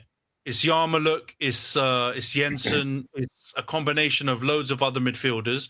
He can't even he can't even get into that team anymore. When even Keith Andrews came in and pulled out, man. And I didn't expect it. I thought he was washed. He looked terrible at Ajax. And he came in this hard league where you're non-stop running at his age. He came in and set the tone for a team we had as relegation contenders. And you can't deny that. You set the tone off there, Moussa Dembele minutes that he was getting at Brentford, yeah. Exactly, yeah. He's thinking 100%. But you know, the rest of this midfield, I'm not that mad at it. So I think actually it is what it is. But yeah, the Henderson one, I think we all predicted though, even as much as it stinks. Again, this is pretty consistent with his squads. Forward line: Antony, Gordon, Kane, Madueke, Rashford, Saka, Tony, and Watkins. Yeah, it stinks. I'm not gonna lie. That's where we're gonna lose out. Unless Kane has a miracle tournament, it's bad. And so, So who missed out? So Cole Palmer missed out. Bowen missed out. Welbeck missed out. Who else? We lack strikers, really, don't we? You said Foden for midfield, but he could kind of be a forward, I guess, as well. But I mean, Gordon is shit in my opinion, but I get it. He's, we don't have loads of options, but I wouldn't pick him if I had a choice. Some pace, really, isn't it? Yeah, Madueke, I think we all talked about this. Yeah, he's played well against Serbia and one other game for England, but the rest he's talking about Premier League winner right there, my friend. True, ex-Chelsea player as well, but yeah, still doesn't change the fact he's not great, and I don't know how he's got into the squad. I'm pretty happy for Watkins though, because he had a pretty bad start to the season, but he's been low key under the radar balling out for Villa in this back end of the season. When he got left out of that last squad, do you know the one that recently? I think he sort of knew, because his form turned so quickly after that. Yeah, he locked in, man. And I like Watkins. I think he's a good striker, so I'm glad he got in. The Ivan Toney one is probably the surprise, because I know he scored I think it's a style of play thing, just because, he offers something different. He can come in for pens, although he's missed a couple apparently in Saudi, which is a bit mad. I also think it's for shithousery. It's for shithousery as well, because he can rattle people on top of the fact that he's like pretty ice cold with pens and other stuff, like he just doesn't give a shit. And that could be helpful in some of these like high profile games against maybe one of these South American teams. So I think there's some reasoning to that. I'd say that makes more sense to me than Henderson, but yeah. Anyone makes more sense than Henderson. Tony and Hender have that Brentford connection. But to be fair, they did say Tony also, because of the climate in Saudi, they said that's going to help him a lot in America. So they were just saying that on TalkSport. I don't know. But... Oh, man. That is such a TalkSport take, man. Maguire would struggle. He does well. He does bad. He acts up when the heat gets too much, doesn't he? So. All right, let's move on from this. Crazy England squad, but there's been some mad ones. You mentioned it, Rhys, as well, with Brazil. Obviously, João Pedro missing out, Neymar getting in. It's crazy season with the squads. So let's see when a couple of the other countries announce their squads in the next couple of weeks. All right, let's get on to the preview segment. It's obviously the final weekend of the Prem season. Everyone's kicking off at 3 p.m. on Sunday. We've obviously got 6 games to predict, but we'll do an update on the Prediction League table quickly because obviously this is the penultimate table standings before we wrap up. So Rhys is still first with 130 points and 23 correct scores. Johnson's in second with 126 and 18 correct scores. Ayo's in third with 122 and 17 correct scores. Razor is now up to fourth with 116 points and 13 correct scores. Khem's in fifth with 115 with 17 correct scores. No way, did I fall down to fifth? You did, bro. You did. And I'm in sixth with 112 points and 11 correct scores. And Nash is still bottom with 86 points and 13 correct scores. 2 people missed the deadline for submissions. One is very expected. You all know it's Nash. He still hasn't sent them through. He's given up. The other one was the most gaseous fella about being top on this Prediction League table for most of the season. He's now in third. His name's Ayo. He did send them to me late, and as you can see in the group chat, he's realised he's fucked up. Probably when you said Tic Tac in the group. No one said Tic Tac, bro. You're just imagining that one. You did say Tic Tac. No, I didn't. And yeah, he sent them through, but he also still hasn't sent me the Brighton Man United score. So I don't know what we're going to do about that. So yeah, he's not going to get points unless he figures that out. That means he's not sent his predictions over then, technically. So he might as well avoid it all. Well, yeah, we'll see. Rhys, we'll start off with Brighton United. I think it's just alphabetical. What's your prediction for this game? I don't know. I need to check. Can we? To be honest, I just want to know what Johnson's gone for. I just need to match his scores. What did you go for, John? Pussy old, just go first. Follow the rules. Hold on. I went 2-2. All right, 2-2. Johns, what's your prediction in this one, Brighton United? I also went 2-2. Ha! Shut up, you dickhead. I went 2-1 Brighton. Come on. I was going to say, don't maybe pull up the scores because I'm pretty sure he didn't go 2-2. But all right, 2-1. Ayo, yeah, he sent me scores now, but he hasn't sent me Brighton United, so that one's empty for him. Razor has sent his in. He's gone 2-1 Man United. Khem, what's your prediction in this one? 2-1 Man United. 2-1. I've gone 2-2 draw. All right, Nash hasn't submitted. So back to you, Rhys. Palace, Arsenal. 1-1. All right, 1-1. Johns, what's your prediction in this one? Palace versus Arsenal. 2-1 Arsenal. All right, 2-1 Arsenal. Ayo has gone 1-1 draw as well. And Razor has gone 3-1 Arsenal. Khem, what's your prediction in this one, Crystal Palace Arsenal? I've gone 2-1 Arsenal because every time I've tried to hate on you lot with my scoreline, I've fallen down the table. So watch it be a draw now. But yeah, 2-1. 2-1 Arsenal. I've gone 1-0 Arsenal. All right, Nash has got nothing. Liverpool, Brentford. Rhys, what's your prediction in this one? I went 2-1 Liverpool. 2-1. Johns, what's your prediction in this game? Also 2-1 Liverpool. Good stuff. I can literally, Reese is just watching like a hawk for every John's prediction in this one. All right, Io has gone. What's he gone? He's gone 2-2 draw for Liverpool and Brentford, and then Razor has gone 2-1 Brentford. Kevin, what's your prediction in this one? I've gone 3-1 while we flexed this one last time. So that's all copium. We're shit. But I'm going for it. Yeah, but you've got a lot on the line for this, to be fair, because obviously I know Bournemouth winning 6-0 or whatever they need to win is unlikely on the last day, but you've got to try and wrap up that Champions League. And also, you know what? I think if you win and Villa lose, you get fourth, isn't it? Because you've got a better goal difference. So they don't deserve any additional bonus from it. No, I know.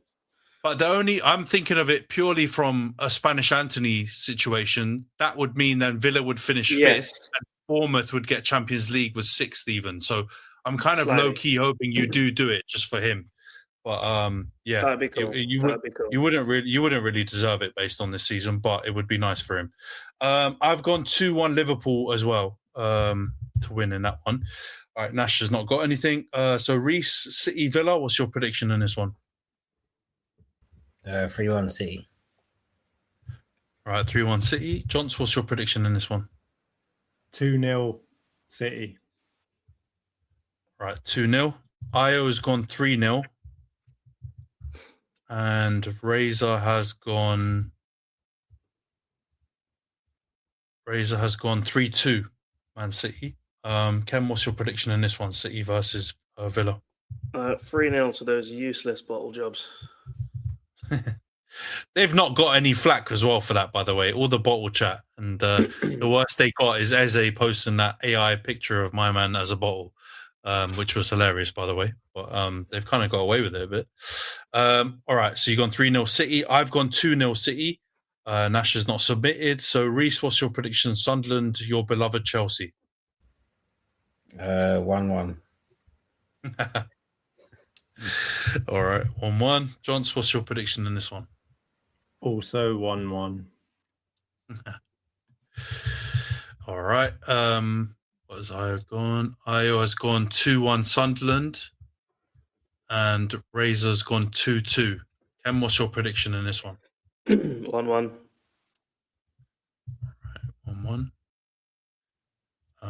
What's my prediction in this one? I've gone 1-1 as well. Nash hasn't submitted. So, Reese, what's your prediction in this last game that we're predicting? Spurs potentially getting relegated against Everton.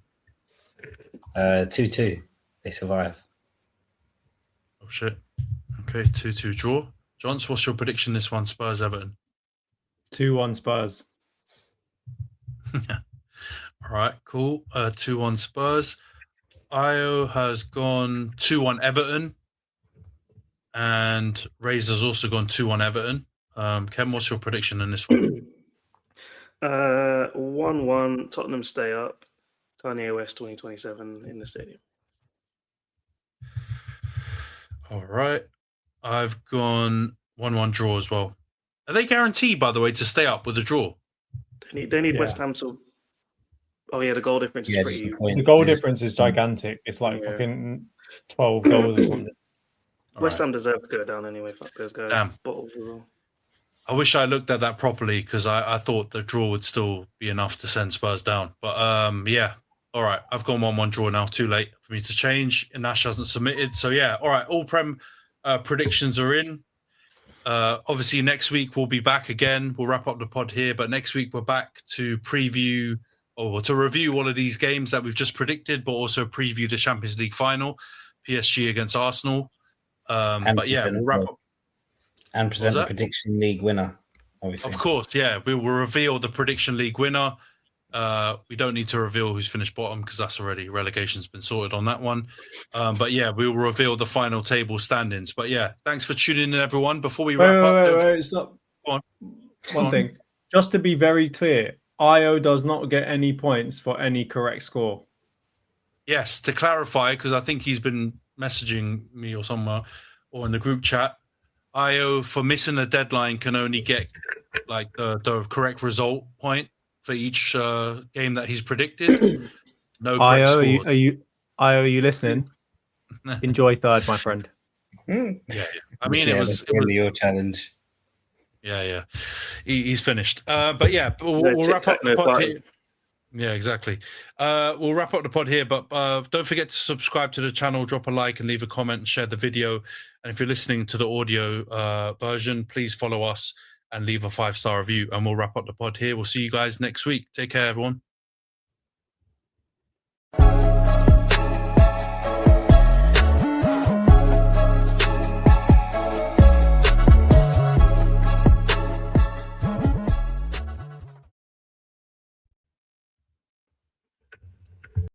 Hi, this is Ben Green from The Athletic FC. The podcast you're about to listen to is brought to you by Hotels.com.